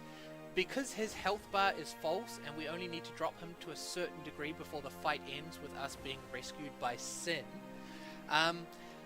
this allows it to make it look like Kitava is really tough, because part of that health bar is not real. It's just there to inflate his health, so you deal some damage with your attacks, and you watch that health bar decrease a little bit, and you go, oh wow, I'm not doing a lot of damage, this guy's a lot tougher than normal. And automatically in your mind you're thinking, oh man, Kitava's like, he's really strong. And his attacks obviously hit for a lot, so again, it's reinforcing that he's quite strong. This boss fight proceeds until you have done enough damage that it triggers a cutscene in which Kitava blasts you, and the symbol of purity is destroyed, ending any hope you have of defeating this dark god. Sin swoops in and saves you and tells you that it's time for plan B. And just like that, you know that Kitava is going to be the final boss in Act 10. And already, the game has built this character up in your mind by having you fight him and lose. It's great. I wish more games would do this. It's beautiful. Acts 6 through 8 all have pretty much the same structure, so we can summarize them all together. You return to Rayclast and Sin informs you that he would like to extract the source of the beast's power, the Dark Ember. But in order to rekindle this ember after you killed his beast, he's going to need 3 particularly evil and sinful souls in order to rekindle the destroyed hearts. Luckily, 3 such souls escaped the beast when it died: Chevron of Umbra, Malagaro, and Doedre Darktongue, and each of them has returned to one of their familiar old haunts, one in each act, surprise surprise, and that if we can kill them again and then he can harvest their souls, they can be used to rekindle the Dark Ember, which can be used to basically poison Kitava so that we can kill him. There's also a nice story beat here that Sin has been weakened by rescuing us from Kitava, and not just in the fact that he swooped in and saved us either. What has happened throughout Act 5 is that a lot of the Templars seem to be possessed by the spirit of Kitava. They have become fanatical followers of this dark god, either because it's said that Kitava's power replaced Innocence's, as Innocence was defeated. Kitava's power rushed to fill that void, and thus the Templar, who were open to that power, received it, or through the ritual of the King's Feast, which is mentioned that as Kitava eats people, they become a part of him. So either way, it seems that the Templar have been corrupted by Kitava's own influence, and Sin has extended some sort of divine protection that prevents this from happening to you, and that has weakened him. Which is a great and important story beat, because it means that having a god on your side does not automatically bring you into a position where you can just go, why doesn't Sin just do all of this stuff for me? Why do I have to do it? You've got a reason why you have to do it. So we set out through the various areas that we have previously encountered, and they're now either a lot brighter or darker or some mixture of the two. They've all changed in radically different ways. The fetid pool, which was once really disgusting, is now bright and colourful and full of sunshine. It's really nice to see all these changes. It makes going through these previous areas feel fresh and new. There's also the fact that a lot of areas have been closed off by these changes throughout the world, which means that we take alternate pathways, so we're not always just retracing our steps through previous acts. And one thing that I would like to mention is the fact that they have integrated the waypoint system into this and made it, lore friendly, because quite often in other games you'll have things like town portals and waypoints, and they exist within the world and other characters interact with them, and then for some reason a story beat will happen which ignores them, or something like that, which can raise so many questions as, why didn't they use the waypoint? Why didn't I use that waypoint? Why does the story beat happen? Because it's stupid in a world in which teleportation is possible.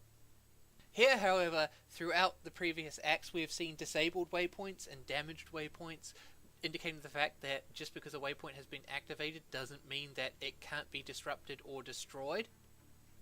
Several of the damaged waypoints that we had encountered earlier going through the acts, these small side details, will become active later on, allowing us to fast travel to these areas once we unlock them.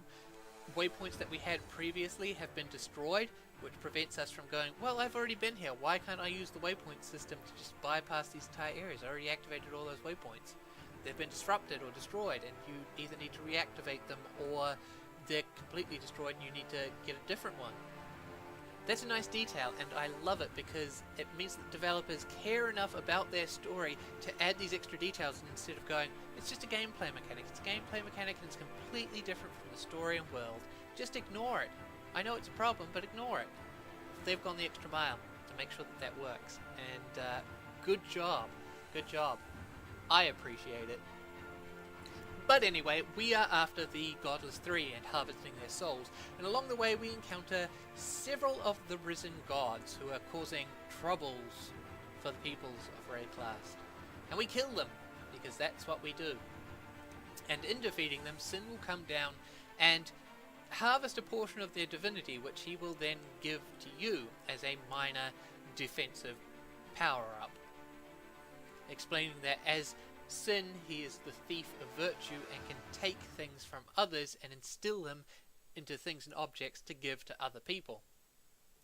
And again, it's a nice story beat because it gives us a reason to hunt down the other gods, because early in each act we will defeat one of the Godless Three, and then we will putter about slaying gods in the area in another story beat, which creates something of a problem. And a lot of games do this, where you have this massive world-ending crisis event, and you'll putter around and do stuff which is superfluous to that ultimate goal. Think Mass Effect, where the Reapers are coming to kill everyone, and you're puttering around on the Citadel, shopping, or talking to people and doing stupid, meaningless side quests. Path of Exile doesn't do it that badly, because after you harvest the souls of these Godless Three early in the acts, you then go on to kill minor and major gods throughout the zones. Now you might be thinking, why don't we just go like straight through each zone, pick up the Godless Three, take them to the Beast, get the Dark Ember, kill Kitava. He's the big threat and he is going to destroy the world. The other gods are small and petty and they're bad and they're going to have to be dealt with at some point. But ultimately, if Kitava isn't stopped, then he's going to destroy all of those other gods and the rest of the world as well. So he is a bigger threat and should be dealt with first. But instead, we have to deal with each of these other minor gods and then the major god at the end of the act as well. But thankfully, with Sin harvesting a portion of their powers and then giving it to you, you could totally explain this away by saying, well, you're gathering power for yourself for this ultimate confrontation with Kitava, while also dealing with these gods, because they had to be dealt with at some point. It would be good if this was more integrated into the story, more explained, to say, look, we need to deal with these gods while we're here.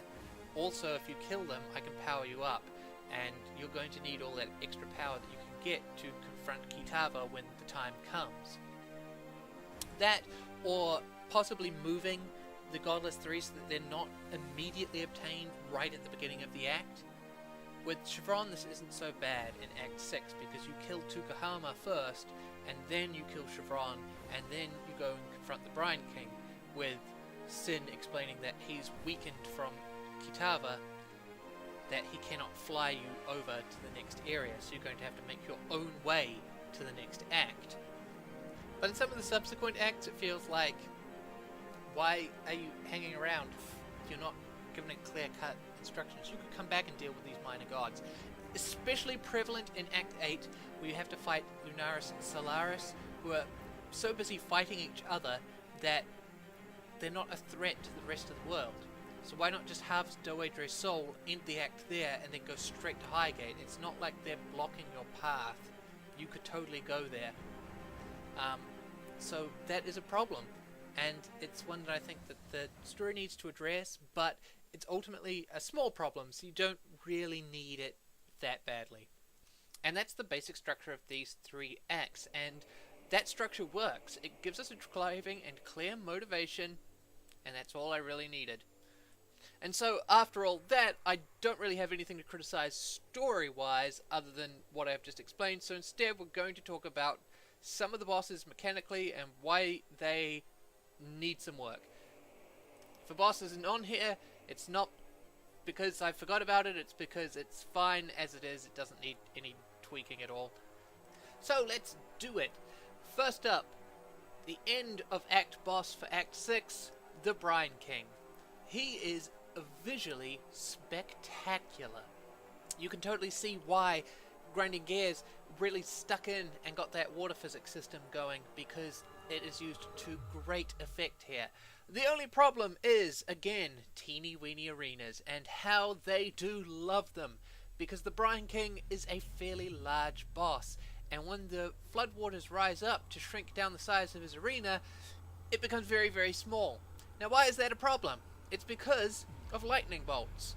There are lightning bolts which rain down around you, and if they hit you, they can do a considerable amount of damage, depending on your level and your gearing.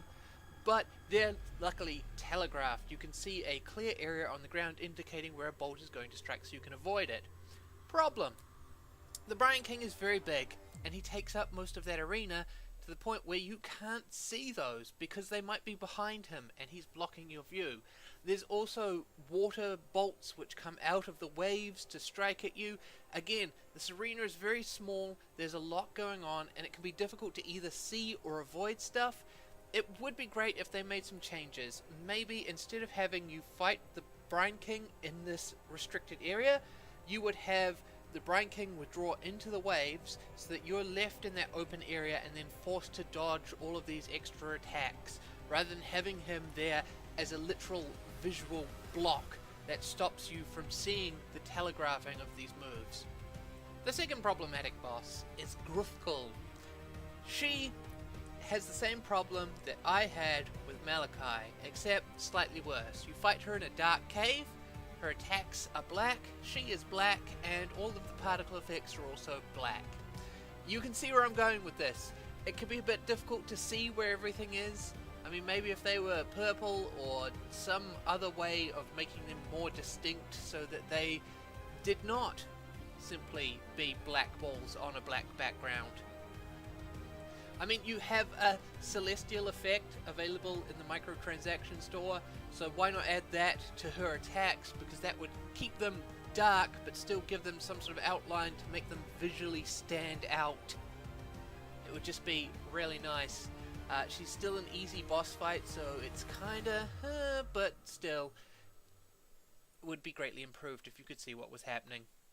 And the last boss that I want to complain about for this section is Doedre Darktongue herself. This one is fairly interesting. You've got this rumor that Doedre is creating poisons, and it's sort of poisoning up the entire place, so it's terrible. So you go into the sewers to look for her, and you find her, and she has a cauldron in the center of her arena, and the arena will fill with an effluent of varying colors, and these have different effects. They can cause certain debuffs on you, they can cause certain buffs on Doedre, and so at certain points throughout the boss fight you can turn this valve to drain that effluent away and have it replaced by one of a different color, which could be advantageous to you or disadvantageous or advantageous to Doedre. But the problem is all of these mechanics are unclear, and after doing it twice I still couldn't figure out what the hell was going on, and I had to look it up on a wiki to really get to grips with what was going on in this boss fight. Because in the middle of a heated battle, provided that you haven't massively over-leveled or over-geared for this particular fight, and therefore it is going to be at least reasonably tough for you, you're going to get a little pop-up in the top corner which tells you that there is some sort of status defect, but you can't tell anything from that icon. You'd need to mouse over it and then read what it's doing, but you can't do that in the middle of a heated battle. So what I'd like to say is, why not introduce these mechanics earlier on? When you're going through the sewers and fighting through Doedre's minions, you could have sections of the tunnels be flooded with different coloured potions or whatever, and that would either buff or debuff enemies or you, and this would give you an area in which you could learn about what these mechanics are, so that when you go into the boss fight you can go, oh no, that's the red effluent, oh, my build is particularly bad against that, I need to switch this over, I want to fight with the green or the purple. And that would allow players to really engage in this boss fight, because it's very interesting. It's a great boss fight, but if you don't understand the mechanics and you can't really learn them that well simply by playing, the fact that you need to go to a wiki afterwards and look it up, that kind of kills a lot of the enjoyment. Whereas if you have sort of that tutorial area where you can learn the different effects before you engage this boss fight, it increases your understanding of the boss fight, and it just makes it so much more exciting and engaging. So why not do that? Why not? Come on. And that's it. 3 bosses. Only 3 bosses out of those acts I did not like. The rest are all great, and I will leave you to discover those for yourself. unless you've already done that, in which case I'm sure you agree with me. Or not, I don't care. So from here we make our way into Act 9, and it is probably the most visually distinct from its counterparts.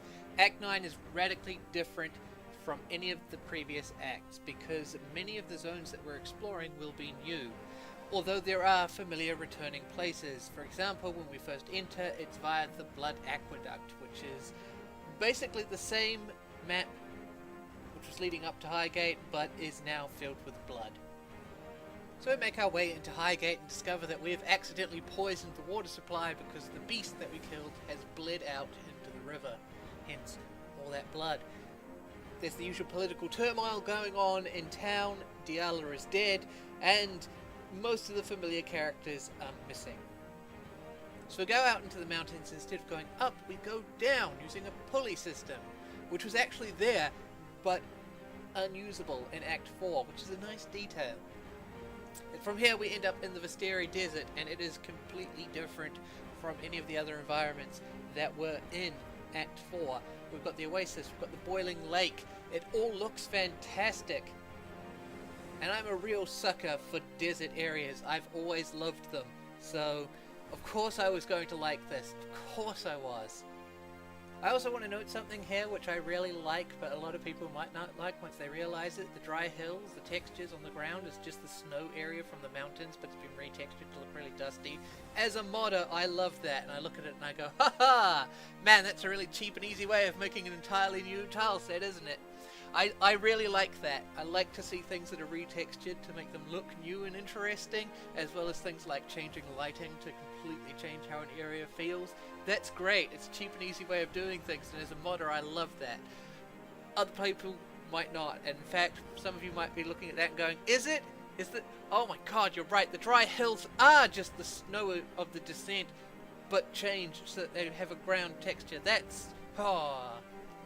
But we make our way through this area, and then it's up, climbing away to the top of the beast. And it's really cool because as we climb up, we can see the areas where the mountain has been sort of mined down. You can see the beast's hide sticking out of the ground.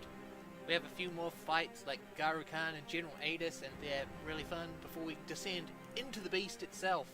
And just the small tweaks here to make sure that the flesh is a different colour and it looks all dead and gross. It's lovely. And a lot less red, which I appreciate. And here we have a callback to what we did the first time we were here, which is that we have to fight Chevron, Doedre, and Malagaro again. And this might seem totally like, again, really? How many times do I have to fight these guys? But it's actually not that bad. It's quite interesting, as they each have their own subsection of the beast, which has been shaped and molded to match their personalities, so you can trap their souls and combine them into one gigantic, horrifying creature, which you then fight in the very core of the beast's essence, I guess. And it's a suitably epic fight, and one which I really can't complain about. It's not that bad. It's got a lot going on. You've got a combination of Doedre's, Chevron's, and Malagaro's attacks, and the various mechanics that you were introduced to earlier through the game. So at this point you should be aware of what all of these characters are capable of, and therefore what all of these attacks going on do. So it makes that boss fight that much more enjoyable because you understand what's going on. Throwback to that earlier point that I made about not understanding what was going on with certain boss fights, just saying.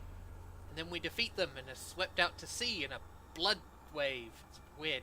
It's there that we meet Walem and Lily once again and return at last to Oriath with the Dark Ember in tow, finally ready to confront Kitava. And this area is probably the most similar to what it was last time. There's not much in the way of new zones. You go back to the Ruined Square, which looks exactly the same as the last time we were there. You have to go back to the Reliquary and the Ossuary, both of which look visually the same, although in the Ossuary it's got a different layout which changes it somewhat, but yeah, it's not great. There are also no side boss fights in this entire section. It's just Kitava. So we make our way to Kitava down the canals, which have been turned into giant feeding troughs for the cannibal god, before confronting him in the final epic battle. And it is suitably epic. Like I said previously, Kitava hits hard. He's got a lot of health. He's got multiple phases. It's really cool. and he's been built up in our mind by that first boss fight. We know what he's like and what to expect, but he's even tougher now, and he's got new attacks, and they look great. Sin and innocence join you to fight him. It's awesome. It's like everything that you could possibly want. How could you complain about any of this stuff? So epic. But I'm going to complain about it anyway, because there are things which are terrible. So one of those is the fact that you've collected all these god powers throughout your journey, and this is a chance for you to use them, if you can figure out which ones are of advantage throughout this boss fight. But some of them don't seem to work all that well. For example, one of the boss fights gives you immunity to burning ground, and Kitava uses a fire breath attack to set the entire arena on fire.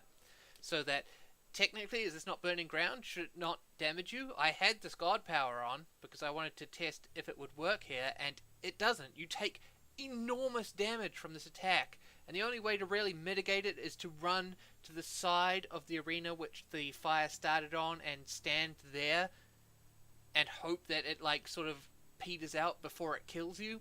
So that's bad. Surely I'm hoping that this is a bug of some kind, because that's burning ground. You should be immune to that if you're using the correct god power.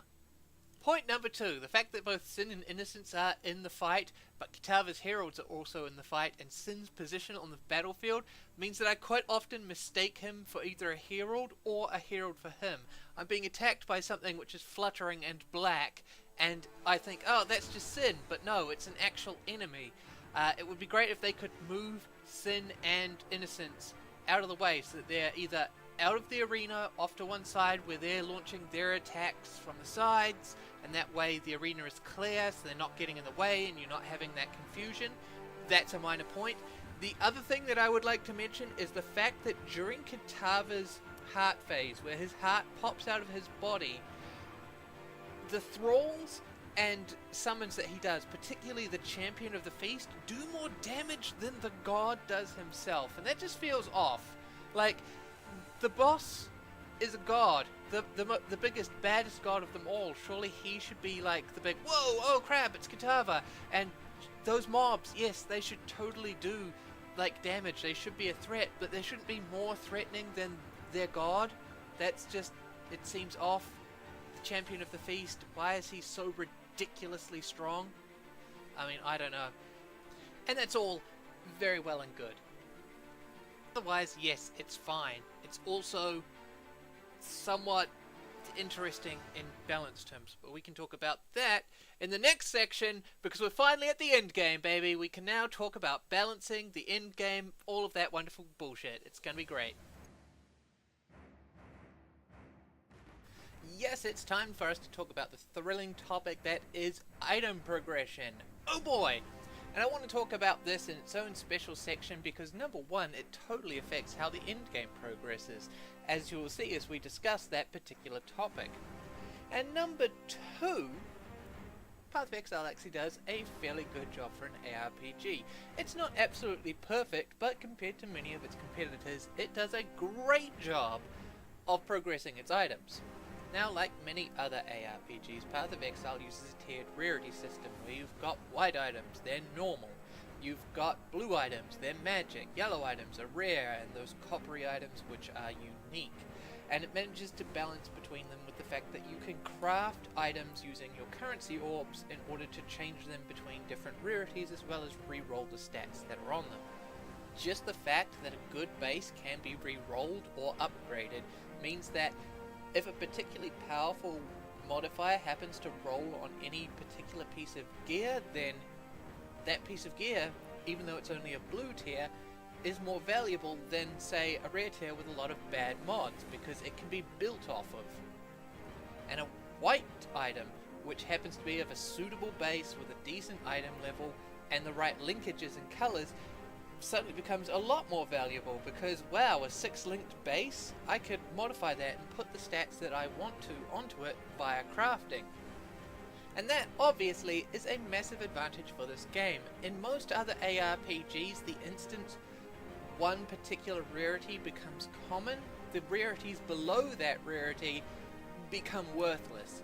Once you have access to plentiful rare items, you should stop picking up magic items and looking at them altogether. They have become absolute terrible garbage by comparison.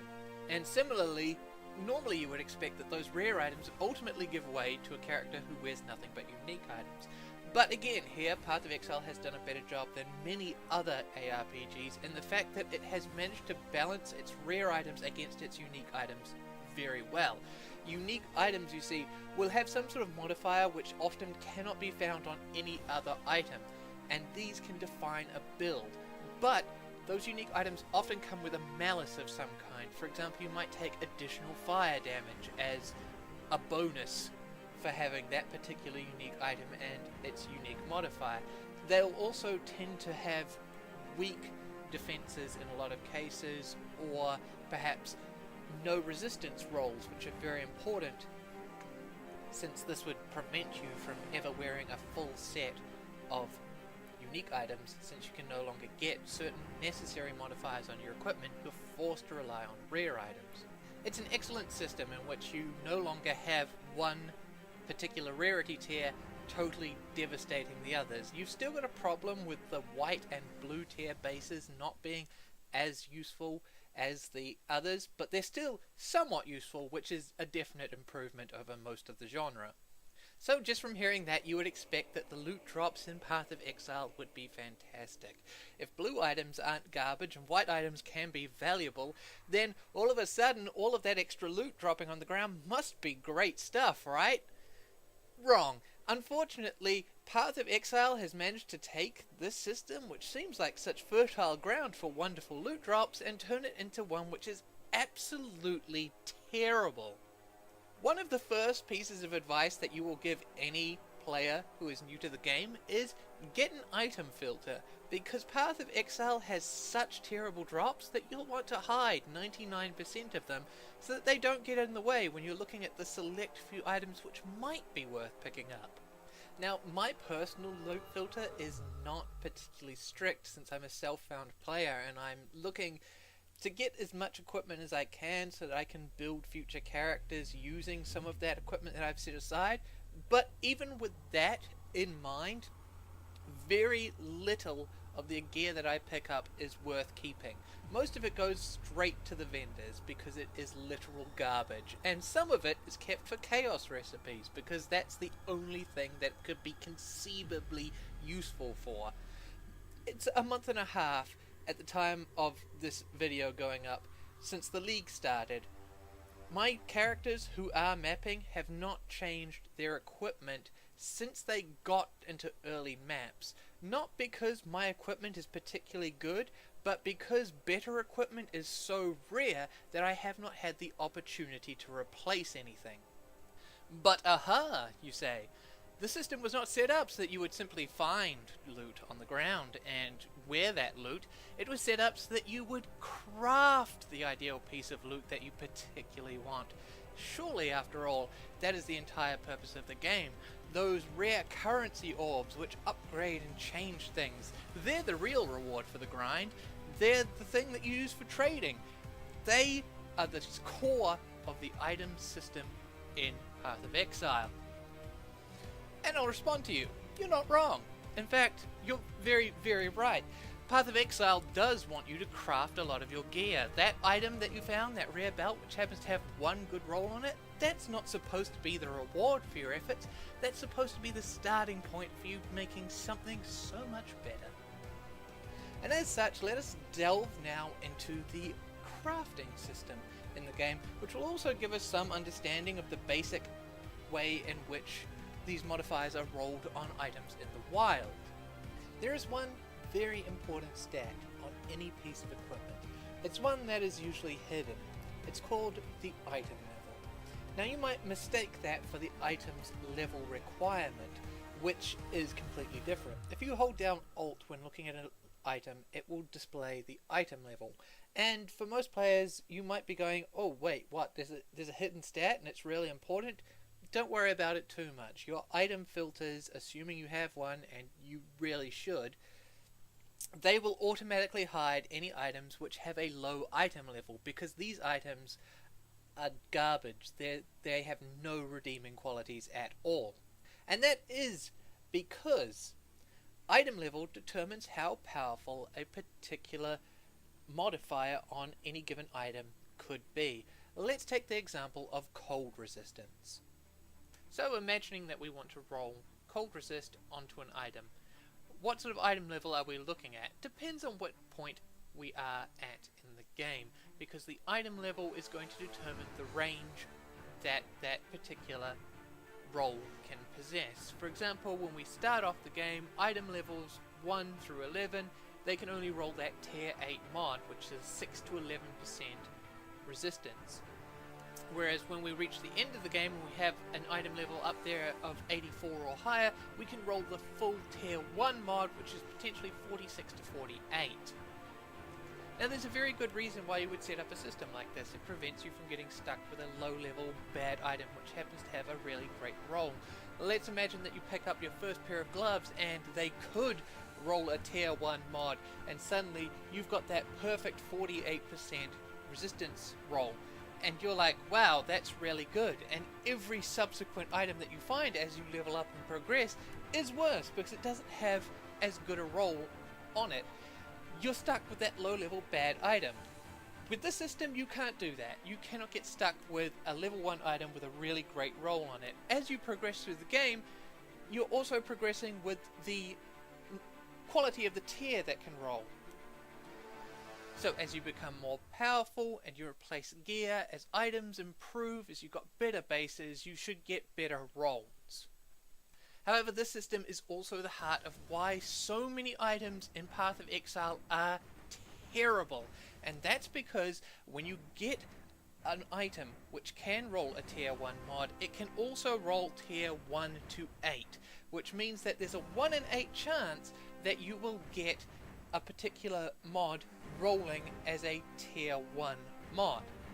If you've got an item that can only roll tier 2, then it's a 1 in 7 chance, etc, etc, as you go down. What you would normally do is make it so that there is a cutoff point. So let's say that you've got an item level which can roll tier 4 mods at its maximum. You would cut off so that it cannot roll a tier 8 mod, and that way the range that it can roll is still not ideal. You're never going to get like a guaranteed perfect rolled mod, but you also can't get an absolute garbage mod which is totally unusable.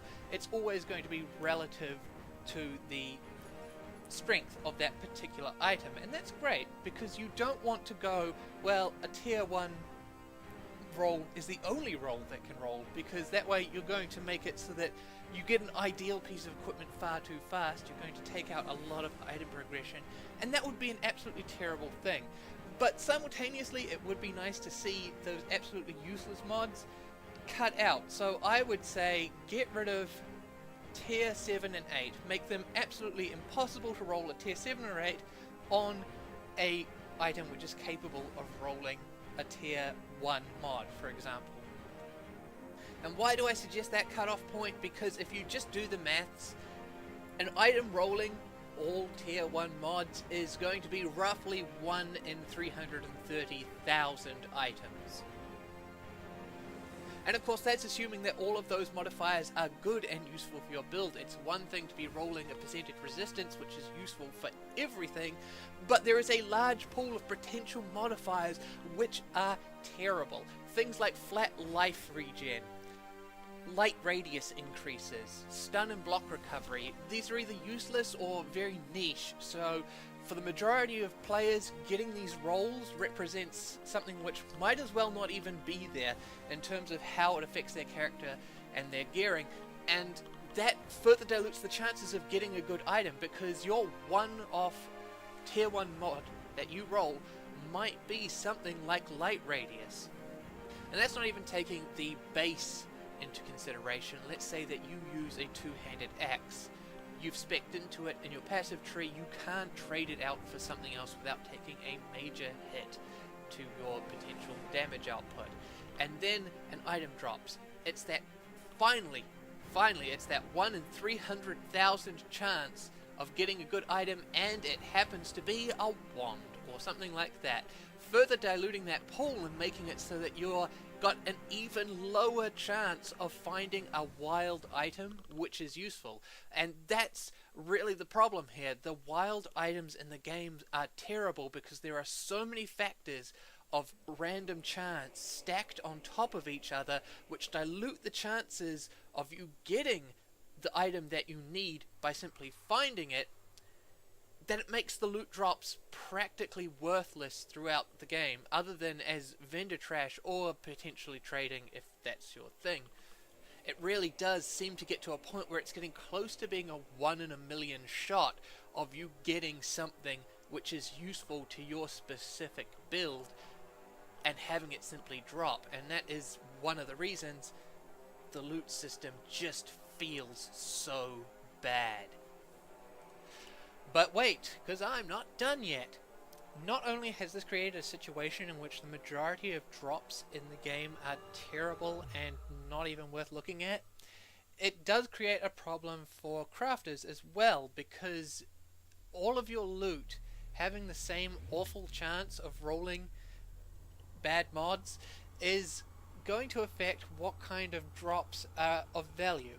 And so you will see people who are looking for crafting bases only picking up a very narrow range of specific bases, because those bases are the only things worth crafting onto. They're the very best base in the game, which further narrows down that field of what is worth picking up. Not something that's good when you want to have good and exciting loot. So what can we do to fix this? Well, let's have a look at something like Energy Shield Helms. The best in slot is going to be the Hubris Circlet. That is the best base that you can get for an Energy Shield Helm. And it's got terrible chances of rolling the correct stats that you need. But there are other bases as well. You've got Solaris Circlets and you've got Mind Cages, both of which are close enough, let's say, but since they also have an absolutely terrible chance of rolling anything, you don't pick those up either. What the game could do in order to rectify this would be to create a balanced situation, and this would be a real pain in the ass to get that balance just right. But create a situation in which if you have a level 84 Hubris Circlet, a level 84 Solaris Circlet, the Solaris Circlet, for being a lower tier of item, has a slightly better chance of rolling higher level mods, thus making it so that when these items drop on the ground, you see them and you don't go just, well, all of that's rubbish except that one item. You can have more rewarding loot while still keeping your stupidly high rarity system by just making it slightly easier for you to get the modifiers that you need on a worse helmet, so that that worse helmet is now attractive to pick up because you're going to weigh up those options and go, that Solaris Circlet, it's not as good as the Hubris Circlet, but it's got a good chance of getting that modifier that I need. I'm going to take that as well. Just my 2 cents, of course. But obviously crafting can be used to get around a lot of these problems, such as having a base drop which happens to have the perfect stats but is of the wrong base type. By simply collecting bases of a suitable type for yourself, making sure that they've got a suitable item level, and then crafting them, you've got yourself the potential of narrowing that RNG to make sure that you can get that item that you need / want. And this is not an ideal system, I just want to say that straight out. There should be some sort of excitement and reward from loot drops. It should not just be, well, loot drops, whatever. There should be some sort of reward there. The fact that you can craft an item to get around the fact that the loot drops are terrible does not excuse the loot drops being terrible. They shouldn't be as terrible as they are. There is definite room for improvement there, but the crafting system does allow us to bypass a lot of what's wrong with this. Now you may be thinking to yourself, if currency items are used to simply re-roll the modifiers on an item, then aren't I still going to need a ridiculous number of chaos orbs in order to re-roll my item on the off chance of getting the modifiers that I want at a suitable tier? And the answer would be yes. If you were only slamming chaos orbs, it would take you a ridiculous number of orbs in order to get that. It would not be a suitable decrease in how much currency you would need to craft a good item. Thankfully, there is a way around that as well. And not least amongst those is the fact that you don't absolutely need tier 1, or at least not tier 1 for every single potential modifier. If you're looking at this chart, you can see that cold resistance potentials, you would be probably quite happy with a tier 4 modifier as well as a tier 1. Tier 1 ideally, but you'd also be satisfied with tier 4, so that's absolutely great.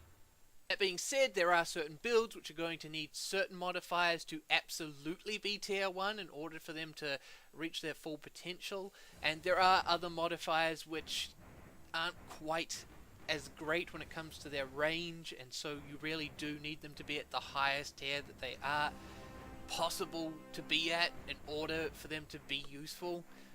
But overall, the chances are not absolutely terrible with certain modifiers. But of course, the real meat of crafting comes from master crafting.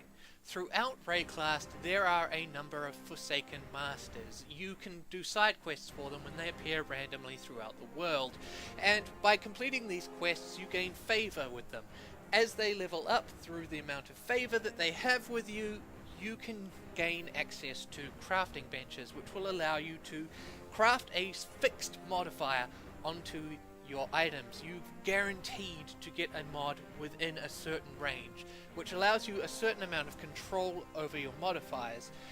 Now, when you level them up to max level, you will also gain access to their meta mods, and these are some of the most powerful tools that you have at your disposal in the game.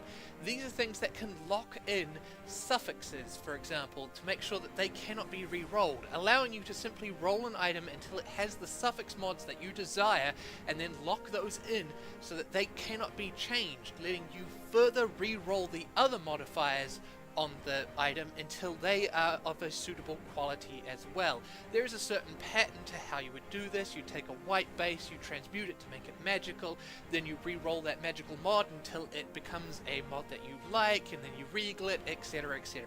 Now obviously this is a very sparsely detailed explanation of exactly how this system works. There are a number of fantastic guides out there for crafting.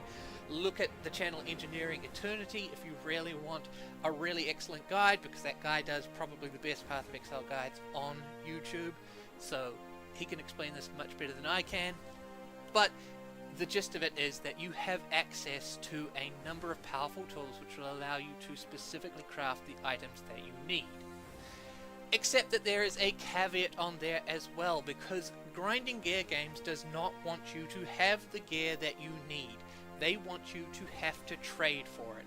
The game is set up with the idea of near mandatory trade. In fact, I would go so far as to say they want mandatory trade. There is a self-found mode within the game, but if you read the developer manifestos, there is a full expectation that at some point this loot system is set up in a way to break those players and force them to come back into the fold and trade.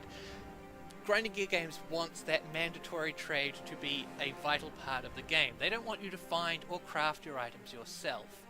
And you're saying, but wait, you just explained a way that you can control the items so that you can craft them yourself. Well, that's not quite true, because in order to do that you need a lot of currency, and the best way to acquire that currency is not to wander around and simply have it drop for you and gather it up yourself.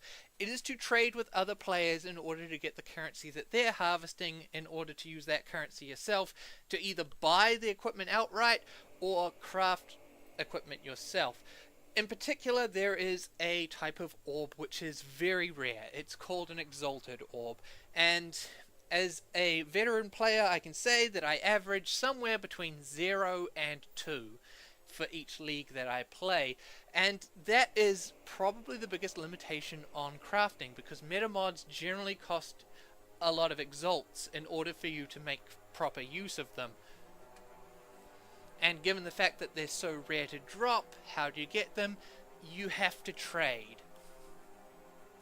Now, as a player who has never traded and never will, I can say that Exalted Orbs have reached a point at which they are too rare to be useful. These items are practically worthless to me because I can't use them. I either never have enough of them in order to use them at all in the first place, or I get barely enough to make use of them, but they're in a sort of limited potions problem sort of a way. If you've ever played a game in which they have limited health potions, and they'll tell you something like, there are only 15 health potions in the entire game, and once you use them up, they're gone. So you naturally take up the position and go, well, I'll make sure that I never use my health potions unless I really, really need to, and then all of a sudden you've beaten the game without ever using the health potions because their rarity has made them worthless. You've got to save them up for something that is worthwhile, and that worthwhile thing never comes along. I have that exact problem with Path of Exile, where I have only enough Exalted Orbs to use one item for one of my characters, and that item had better be amazing, because I'm only ever going to get one shot at this. I cannot risk ever using those items elsewhere, because they're going to be, you know, so hard to replace, and all of a sudden that great item that you need to use them on never comes along because their rarity has intentionally made them garbage. They're only really there to be used as a massive trading token, really, and that's how it feels, at least to me. And there are, of course, even rarer orbs throughout the game. The Mirror of Calandra is something that, if it ever dropped for me, I don't think that I would ever be excited, because I could never use it. It is an item which is so rare that you have... the chances are that most players will never see one. That's how rare it is, which means that if it were to drop, what would I use it on? An item which is worth using that mirror on is even rarer than the mirror itself, which basically makes it, like, useless, especially for a self-found player who doesn't trade. So yeah, it's really quite bad. There is, however, one more type of crafting, and that is essence crafting, and essences are worth mentioning here, not because they're a particularly important section of how you would craft items in the game. To truly use an essence properly, you need to be very, very rich, but it is worth mentioning them for the fact that it will demonstrate certain ways that GGG think about how mechanics and item crafting, item rarity are put into the game. Essences are these rare currency type items which are guarded by monsters. Generally, these essence monsters will be slightly more powerful than rares that you might encounter in the wild, and they can have all of those modifiers, maybe even nemesis mods on them. So essences come in a variety of tiers, and when you get 3 of them, you can upgrade them to the next tier of quality. Ultimately, a goal is obviously to get the highest tier essence, because when you use those, they guarantee a roll, and that tier level of the essence will determine how powerful that roll is. In a lot of places, this is just a good roll that you can get on any particular item, but in certain essences cases, you cannot get this roll from anywhere else. Only essences can instill this property onto an item, which makes them very powerful. However, there is a problem. When GGG designed these, they wanted to prevent essences from reaching their full potential. They wanted to make sure that they were very restrictive in how they were used. And as such, they made it so that you cannot use them with the Master's metamods, because an essence can totally re-roll a Master-crafted metamod. Normally, under most circumstances, when an item has that metamod that says suffixes cannot be re-rolled, that is an absolute rule. Essences can totally bypass this rule. They can re-roll that metamod, but it doesn't tell you that anywhere on the essence. It is buried somewhere on a wiki or on a forum somewhere, and you would need to find that for yourself. And that is just bad game design. You should not have to go, look guys, I need to know all the exceptions to the rules so that I don't accidentally screw up. That is on GGG to make it consistent with the rest of the game. But why is it inconsistent? It is because these could be a powerful crafting tool, and they don't want you to have a powerful crafting tool. They want to make sure that these are restricted so that they can protect their delicate economy and make sure that the majority of players do not have access to make the full use of their ability to craft items, because that might prevent you from being forced to trade. I mean, if they really wanted to make the essences useful, something that every player would have a use for, they could have simply made it so that that one guaranteed mod was all the essence did. you would take a rare item, you would have to craft it up so that it has all the other mods on it, and then in one final tap, you put that essence on and it will add the final roll to that rare. That would be something which would be useful to all players, because even if you had a bad item which, only has one worthwhile roll, you could add a second worthwhile roll to that. It would work out great. But obviously GGG has made this more like a Chaos Orb or something similar to that, where you get that one good roll and then all of the other modifiers are re-rolled, and they're usually awful. Like, I have spent time saving up my essences and then used them, and I've ended up with light radius and +3 to all attributes, and you think, man, after all the time and investment it took to get these items in a non-essence league, so not an essence or legacy league but normal leagues, it feels really disappointing to have them then turn out to be absolutely terrible. And it should not be in a case where only that 1% of players who have sufficient currency should be able to use them. If they really wanted them to be used to their full and utmost, then you would have this mechanic accessible to the majority of the player base as an extra to help them progress further in the game and enjoy their game. But they don't have that. And that is the crafting system in the game. It's set up in such a way that it seems to benefit very few players, because those are the players who are going to have the opportunity to build up sufficient currency for them to actually use the system. I would wager, I don't have stats, because obviously Grinding Gear Games has access to stats on these sorts of things. I don't. But I would wager that the majority of players do not have access to sufficient currency for them to really engage in large-scale crafting.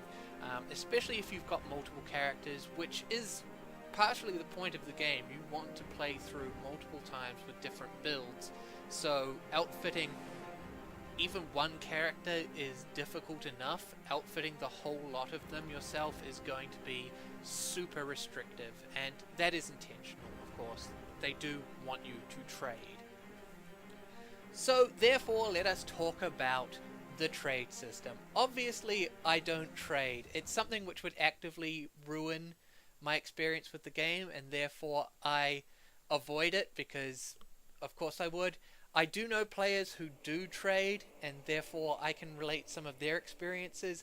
Unfortunately, they are of the player types who tolerate the trading rather than enjoying it.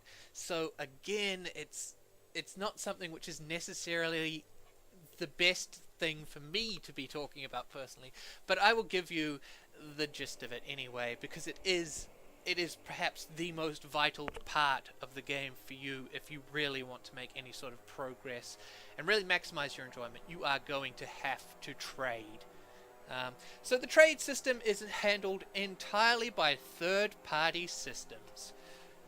And you may be going, wait, what? You've got a game developer who has established a system in which they basically want to force all their players to trade, but they don't have any official first-party support for their trading system. That is correct. They're basically trying to replicate the trading system from Diablo 2, and I can totally understand why. Because while I hate trading in ARPGs, because that is the basis of the game, is finding loot, why would you try and take that away from me? I have traded in other games and engaged in community trading, and it can be a great experience, and I think that that's what Grinding Gear Games is trying to replicate here. For example, in other games, you'll go out, you'll go to trade. It's not mandatory, but it's something that you're just going to do, and you meet people, because the traders are the same people that you meet every time. You sell someone a fantastic magical axe, and then they show up and they buy a bow off you, and you go, hey, I really make good use of that axe, and you get to chatting, and then all of a sudden you're off going on raids with them, and that's great, because it's always that same core of people that you're meeting and interacting with, and it builds this sense of community, and that's absolutely brilliant. You can make new friends and engage in parties that you otherwise wouldn't have because of these systems. But of course, those relationships and that trading system grows up organically through the game, and because you're not forced to engage in it, the people who want to actively engage in it are always the same people, so you're going to see them multiple times, and then you get to know them, etc., etc.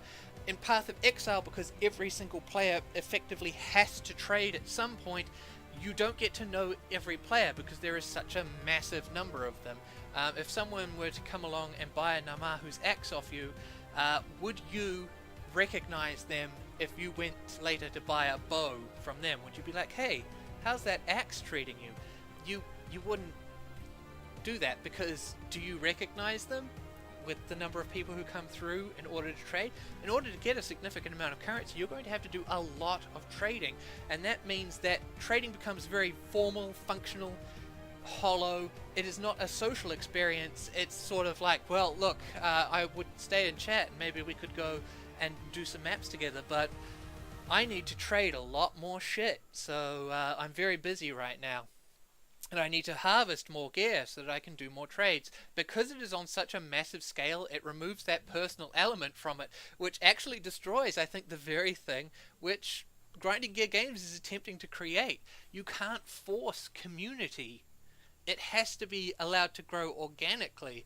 And I think that that is a mistake, because they do have the potential to grow that natural, organic community of traders, but in trying to force everyone into it, they diluting that pool so that no one it's a shame, really.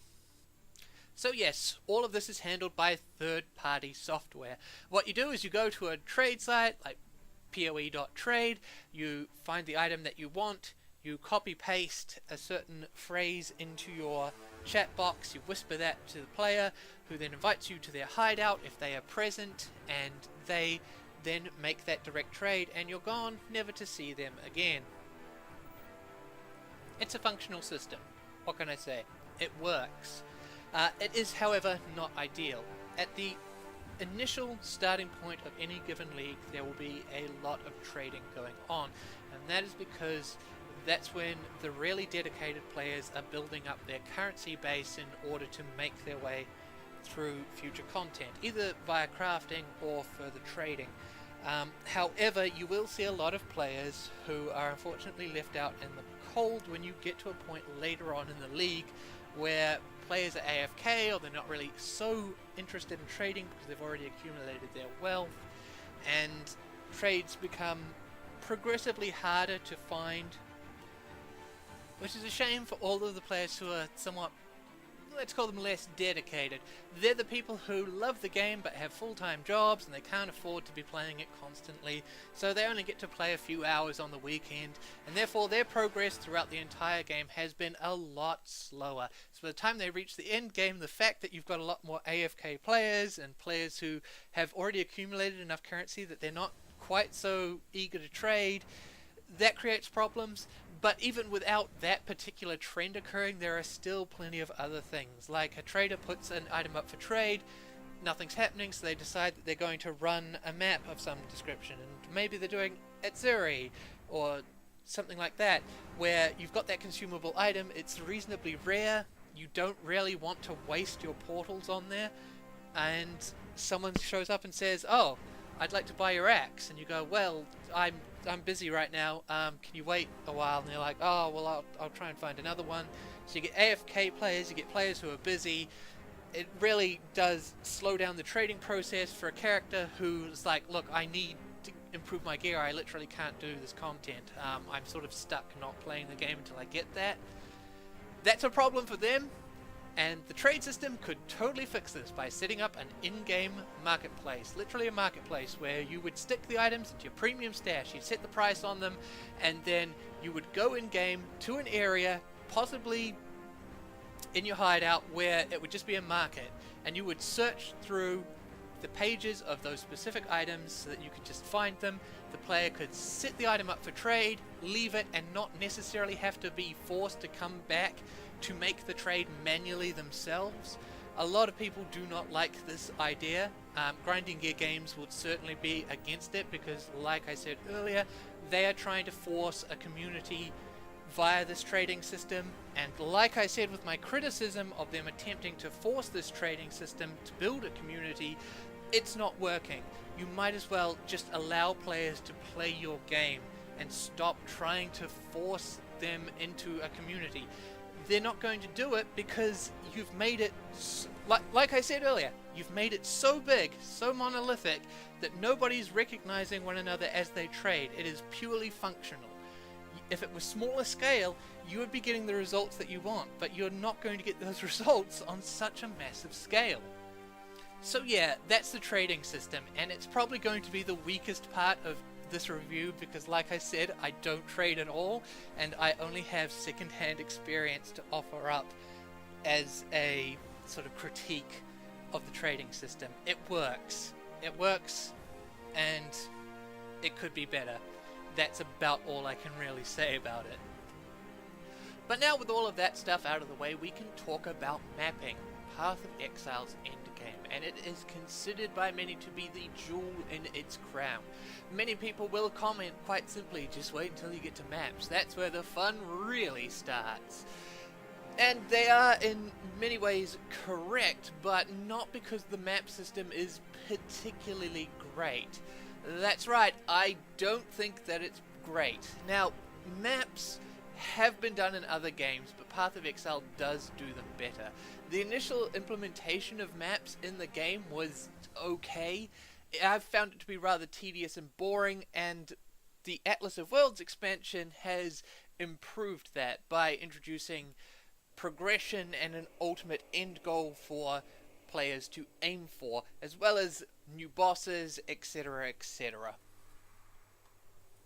They've also managed to tie the endgame into the rest of the game's story and lore, making it feel a lot more connected to the rest of this world, which is something that I certainly appreciate. Now, throughout the final acts of the game's story mode, you will find maps. These are little stone tablets which are basically self-contained zones complete with monsters and bosses to fight, as well as loot to find. Placing one of these maps into an endgame map device will cause it to open a series of portals. These portals are limited in number, and each one can only be used once, which immediately creates a limit on what you can do with a map. Each player that wants to join a party to go into a map only has access to a single portal, which means that you're limited in the number of players that you could bring into the map in the first place, how much loot you can haul out, and how many times that you can die within each map, which is an immediate difference from other sections of the game in which you could die, simply respawn, and then immediately push further in by basically Zerg rushing difficult content. And I think that that's a great improvement straight off the bat. The ability to Zerg rush content does kind of trivialize difficult boss fights for complicated mechanics. So, immediately giving an increase in difficulty, which is fantastic. Now, all of these maps are linked together in the Atlas of Worlds, which was the major expansion for the endgame content. Each map has a chance of dropping a map up to 2 tiers higher than it is, but only when those maps are linked together in the Atlas. For example, the Tier 1 Jungle Valley map is linked to the Beach map. This means that beach maps have a potential of dropping in Jungle Valley. A Tier 1 arcade map cannot drop a beach map, because although it is within the range of tiers available for drop, it is not linked directly on the map. However, once you defeat the map boss for any given map, provided that map is inside the tier range of another map, that map can then drop inside another map. So for example, if I complete the beach map by killing its map boss, I could then run a tier 5 Dunes map, which is on the other side of the Atlas, and still have my beach maps drop from within there because it is complete. And that probably seems horribly complicated, but I'm bad at explaining it, and there are much better guides out there. I suggest that you look at them in order to really come to grips with what the Atlas has to offer.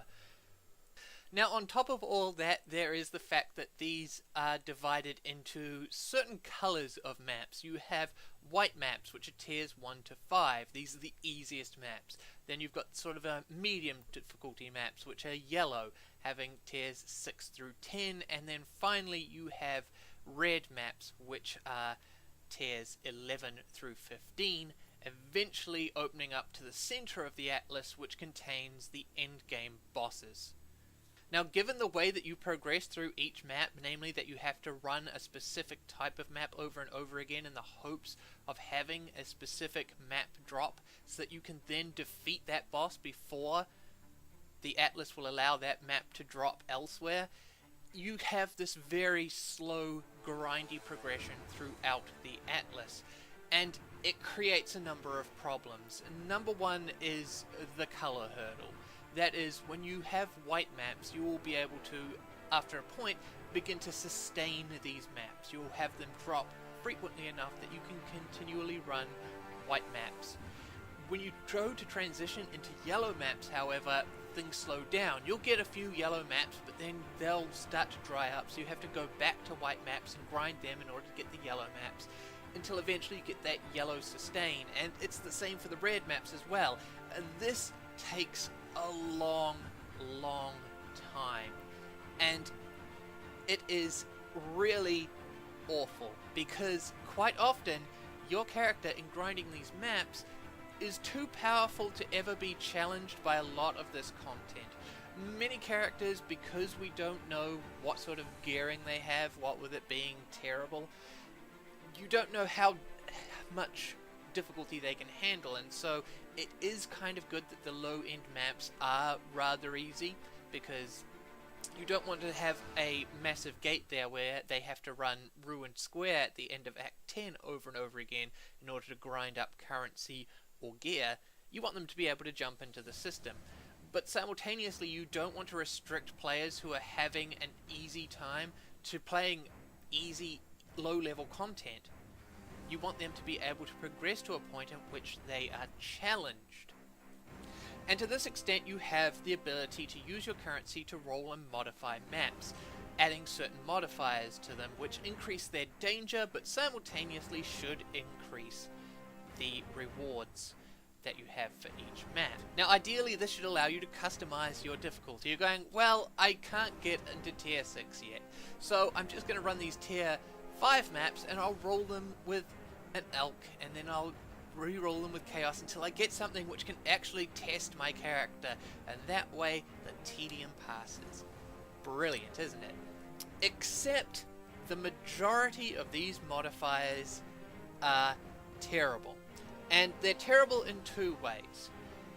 If you go to certain guides on YouTube and look them up for your Atlas and how to roll maps, you'll discover that there are certain good modifiers. These modifiers do make a map slightly more dangerous, but simultaneously they increase the amount of loot that you'll get from a map, and that is what you want.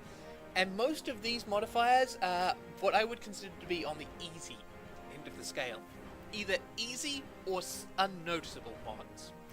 The most dangerous mods that you can roll not only are particularly deadly, but also do not increase loot drops within the map. So for example, increased monster variety will increase the number of mobs that are in the map, but it does not make them more dangerous. Increased crit strikes and crit multipliers for monsters is a modifier which is dangerous, but it does not increase loot within the map. And that's a huge problem, because the most dangerous map should be the most rewarding.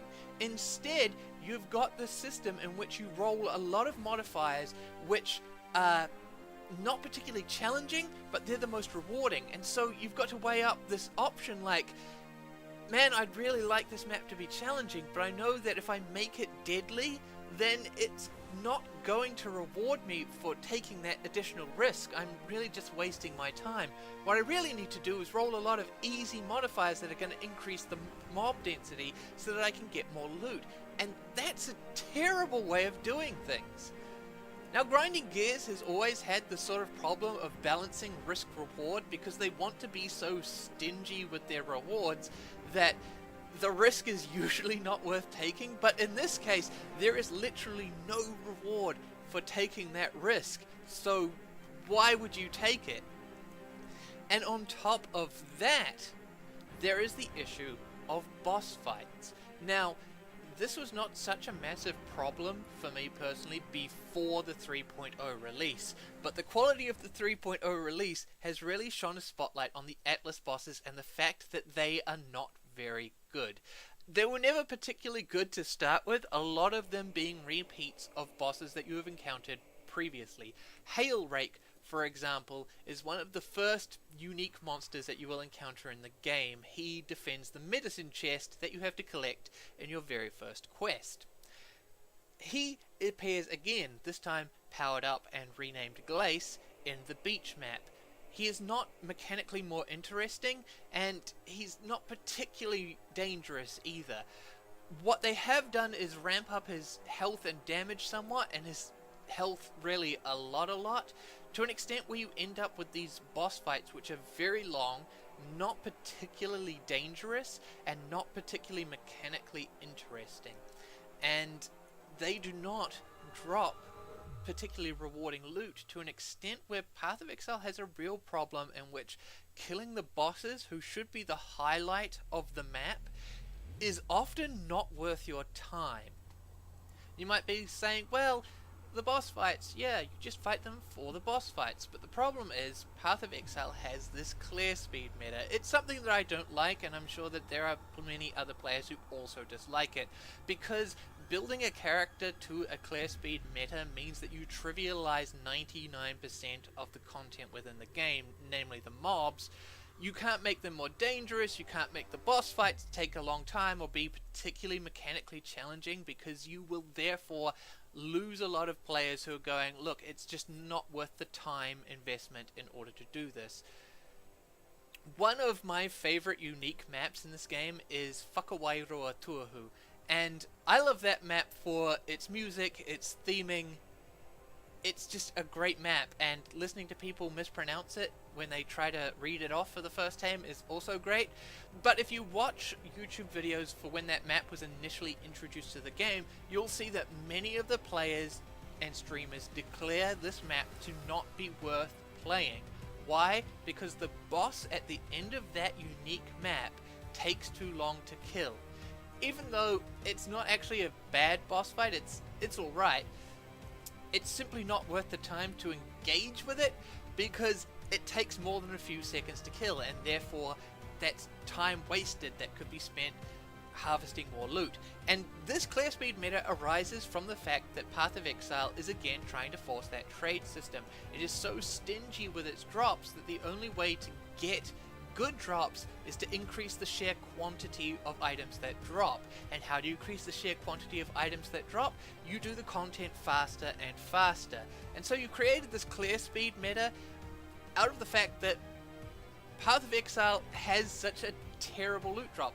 The game feels unrewarding, and therefore a lot of the content is limited in what they can do with it, because people want to be able to just blitz everything. And it's a shame for those of us who would like a far more challenging playthrough, where even the ordinary mobs take time to kill and are dangerous, because I'm sure that a large proportion of the player base would be upset if you introduced a system which made these a lot more dangerous. So obviously all of these factors compound to create a very tedious experience. The fact that you have to grind a map in order to get the next map so that you can complete that map so that that map can then drop in future maps slows progression through the Atlas.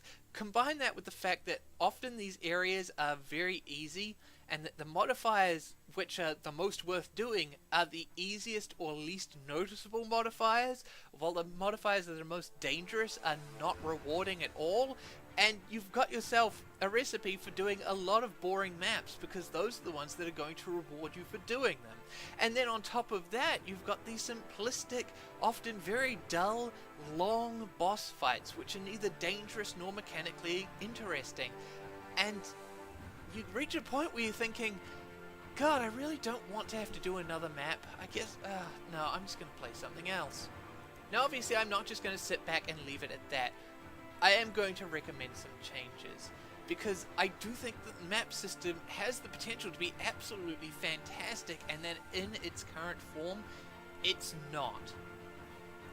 So here we go. Step number 1. Give the Templar pants. I'm just kidding.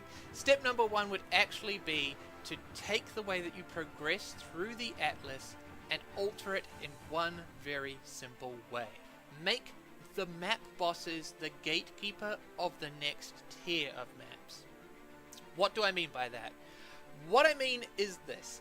Under the current system, the map boss is the gatekeeper of its own map. In order to have a map drop within ordinary gameplay, you've got to have already completed that map by defeating its boss.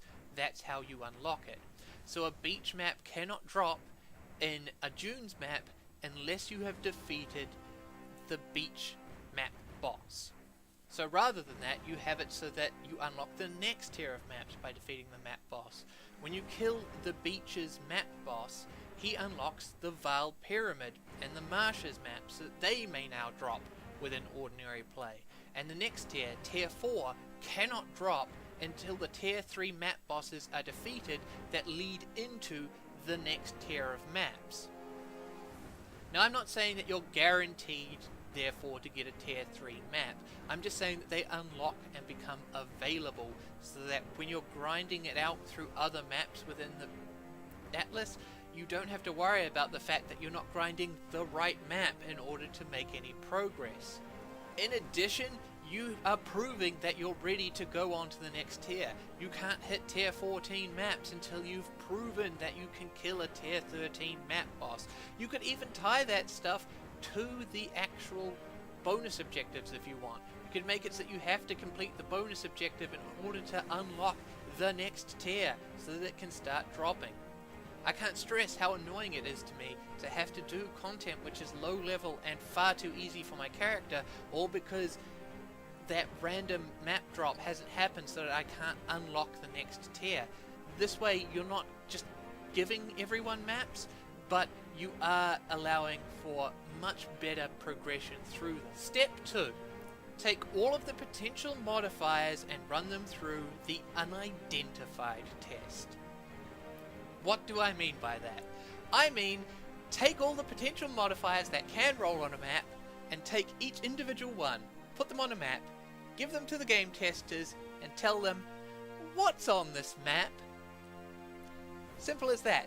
My problem with a lot of the modifiers that you can roll on your maps is the fact that you can't tell what they are if that map is unidentified. And that means that they're a bad modifier. Oh no, the monsters have 23% extra health, but I one-shot them all anyway, so what was the point of that? I don't know. If the map was unidentified, would you be able to tell what the modifiers on it are? That's one step. If you can't tell that that is there, it is not interesting enough that it should be a modifier that you can roll. Now, I'm not saying that all of them should be gone. Obviously, you should keep some of those numerical modifiers, like the extra crit damage can obviously make a map a lot more dangerous, so, you know, fine. But a lot of these modifiers aren't great. There's even some which you can identify from just looking at them that don't really do much. Things like the Elemental Weakness Curse. If you've got a lot of resistance gear, then that actually doesn't do anything to you. Area is inhabited by goatmen. Is that exciting? There are maps with goatmen in them aplenty. They're not any harder to kill than other mobs, so that's not an exciting modifier to have. Give me something interesting. And to that end, I mentioned step 3. Kick it up with the previous League mechanics. Now, throughout the game, there are obvious League mechanics which have been introduced into the base game. Things like Nemesis and Bloodlines and Rogue Exiles. You'll encounter them throughout story mode. And then you reach the end of the game. You've hit mapping. It's the end game. And you've got Zana mods and the ability to roll map modifiers which guarantee that there will be Bloodline mods in your map. That's not interesting at all. You're saying, hey, you know that stuff that you already get anyway? We're going to give you slightly more of it. If I was running a map and I have an encounter, I don't want to be sitting there and going, is this because of the modifier? Or would that guy with the Storm Herald modifier have been here anyway? Because there's a good chance that he would have been there anyway. What you need to do is take those modifiers and make them just the baseline.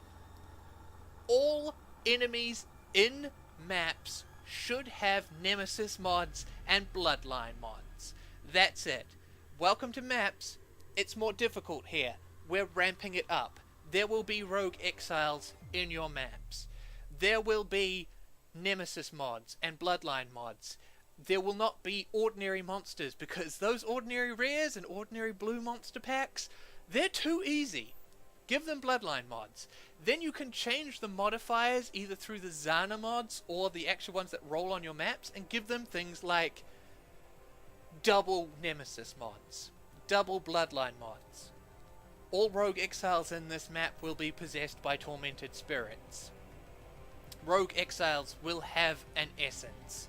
Something like that, so that you've got these modifiers and suddenly you come across a dangerous encounter where you've got double Nemesis mods and they synergize in a way that makes that monster so much more risky. Oh, can you imagine that? Wouldn't it be so much more exciting? Step 4. Rebalance your game so that the loot drops for the more deadly mods are better than the loot drops for the worst ones. I said this earlier, but the fact that some of the easiest mods that you can run are more rewarding than some of the more deadly ones that you can run is not good enough. The dangerous mods should be the ones that give you the most stuff. You should be constantly looking at risk reward. I should be going, this one's really dangerous but it could be really rewarding. This one's easier but it's not as rewarding. I shouldn't be going, this one's really dangerous but this one's easier and I'll get more loot. That makes that choice easy, and it makes the easy choice easy. You should be rewarding players for going for the harder stuff, not saying, look, just have more loot for the easy stuff. Generally making the game more rewarding as a whole would be fantastic, but even just in this instance, make more dangerous modifiers more rewarding than the easy modifiers. And lastly, we come to the boss fights. Now, obviously, this would be a massive overhaul, and one which I would hope is coming, although I'm not expecting it to be done anytime soon. Obviously, it would be a massive undertaking to give every area its own unique and mechanically interesting boss. There is an expansion coming in December, which I'm kind of excited for, and I'm sure that it will be focused on the end game.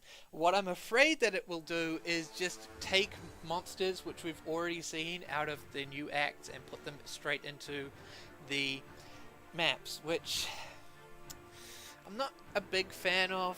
The fact that you're just having that content again, it's like, look, I've already beaten these monsters, so yeah, I don't really want to see them again.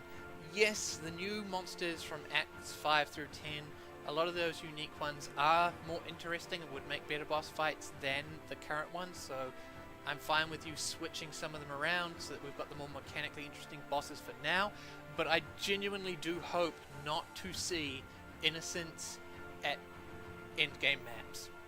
I don't want to see Innocence in Arakali and Kitava in the endgame maps. I want unique map bosses. This might be from the fact that I've obviously been playing the game a long time. We had to do normal, cruel, and merciless runs. And so you would end up fighting these bosses throughout the game multiple times. Obviously not Kitava and stuff, but like previous bosses like Malachi, Kaun, Dominus. And so seeing those be your reward when you hit those red maps, and it's like, hey guys, you finally made it to the core map. Guess what? It's the Harvest. Welcome to the Harvest for the 4th time in the game. That was really tedious, and I hated it. I would have much rather there be a new boss there. Obviously, that is asking for a lot, and I'm sure that it is planned at some point, but yeah, the bosses need to be simultaneously more rewarding, more interesting, and less repeaty. For so many maps where you have a giant spider boss, it's the same boss. It's pretty bad, but hopefully that is what's coming in the new expansion. I have absolutely no doubt that this particular point is one that grinding gear games will fix. It's the other ones that I'm kind of worried about. And before I forget, I'd like to add one final thing to improving the end game. removing mechanics which are either annoying or fail to live up to their potential from the endgame. I'm talking about things like prophecies, where you have a lot of prophecies which require you to backtrack to previous acts and sections which are far, far too easy. I should never need to go back to Act 1, 2, 3, 4. Hell, I don't even want to go back to Act 10. So, creating prophecies that I can get which have an equivalent in the maps so that I don't have to go back to the ledge to complete my false idols prophecy. I mean, that is absolutely trivial content, and the fact that I'm getting these things cluttering up my prophecy chains, I can seal them and put them away somewhere else, but that's just gonna sit there doing nothing for a long time, and I constantly get them. I have a stash tab which is just filled with sealed prophecies, and it's like the Feral Lord 1 just over and over again, because these common prophecies that require you to go back to a low level area where there is absolutely no challenge, none of the loot that drops can possibly be good, but you keep getting these prophecies choking up your prophecy page, not good. Change it so that there is some sort of high level equivalent to them so that you don't have to go back. You could make it so that, for example, the one where you have to kill Kudoku and Kudaka in order to get fusing orbs, you can go to the ledge and that is 100% guaranteed that they will be there, and you can just complete the prophecy like that. But you could also make it so that there's a random chance that they will spawn somewhere in a map as a high level version of them, so that you can also do the prophecy there and not have to backtrack to that easy area where you've got nothing to do. The second one that I'd like to point out is Masters and Master Quests. With the change in which you can now use the decorations that you buy for your hideouts across your various characters in different leagues, this has meant that their favor is a lot less valuable, and it was already not exactly crazy valuable to begin with. Currently, when you reach a Master's max level, their missions become a lot less enticing to do. I know that you can get unique items off them, and so you might want to do your dailies, but often those unique items are like super rare and not exactly great, so you kind of like, oh, I don't really want to do another boring Haku mission again, and so you see them appear in maps and other content when you're leveling your character, and you go, it's just not worth my time and effort to do these. What you could do instead is give us a way which we can cash in that favor for something useful. And what I was thinking is give us a favor token in which you can then unload that favor into this token that you slot into a map device, and it will spawn them, that master, as a companion who will help you through that sort of map. Already, in having it be a token that you insert in the map device, you prevent them from using that token to help you fight things like Shaper and Itzuri, because you would need to fill out the map device with the 4 fragments in order to get those boss fights. But for just ordinary maps, it would be a way of adding an additional thing which would help the player. You can cash in your favor, and then suddenly those master missions, when they show up in actual maps, you go, yeah, I'm going to do those so that I can get myself some more favor tokens. That would be fantastic. So yeah, that's Path of Exile. It's a great game already, don't get me wrong, but it could be so much more.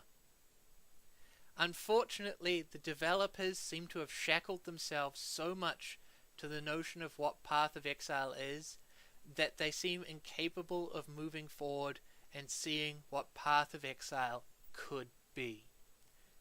The ARPG throne is empty. Diablo 2 is old and decrepit, and as much as I love that game, its crown is up for grabs, but there is no definitive successor. As much as I don't like Diablo 3, many other players love it, and Grim Dawn is also an excellent addition to the genre. Other developers are going to learn from the mistakes of previous titles and learn from what games like Path of Exile do right. There is competition coming. Path of Exile could reach out and take that crown if they were only willing to. But if they don't, somebody else will.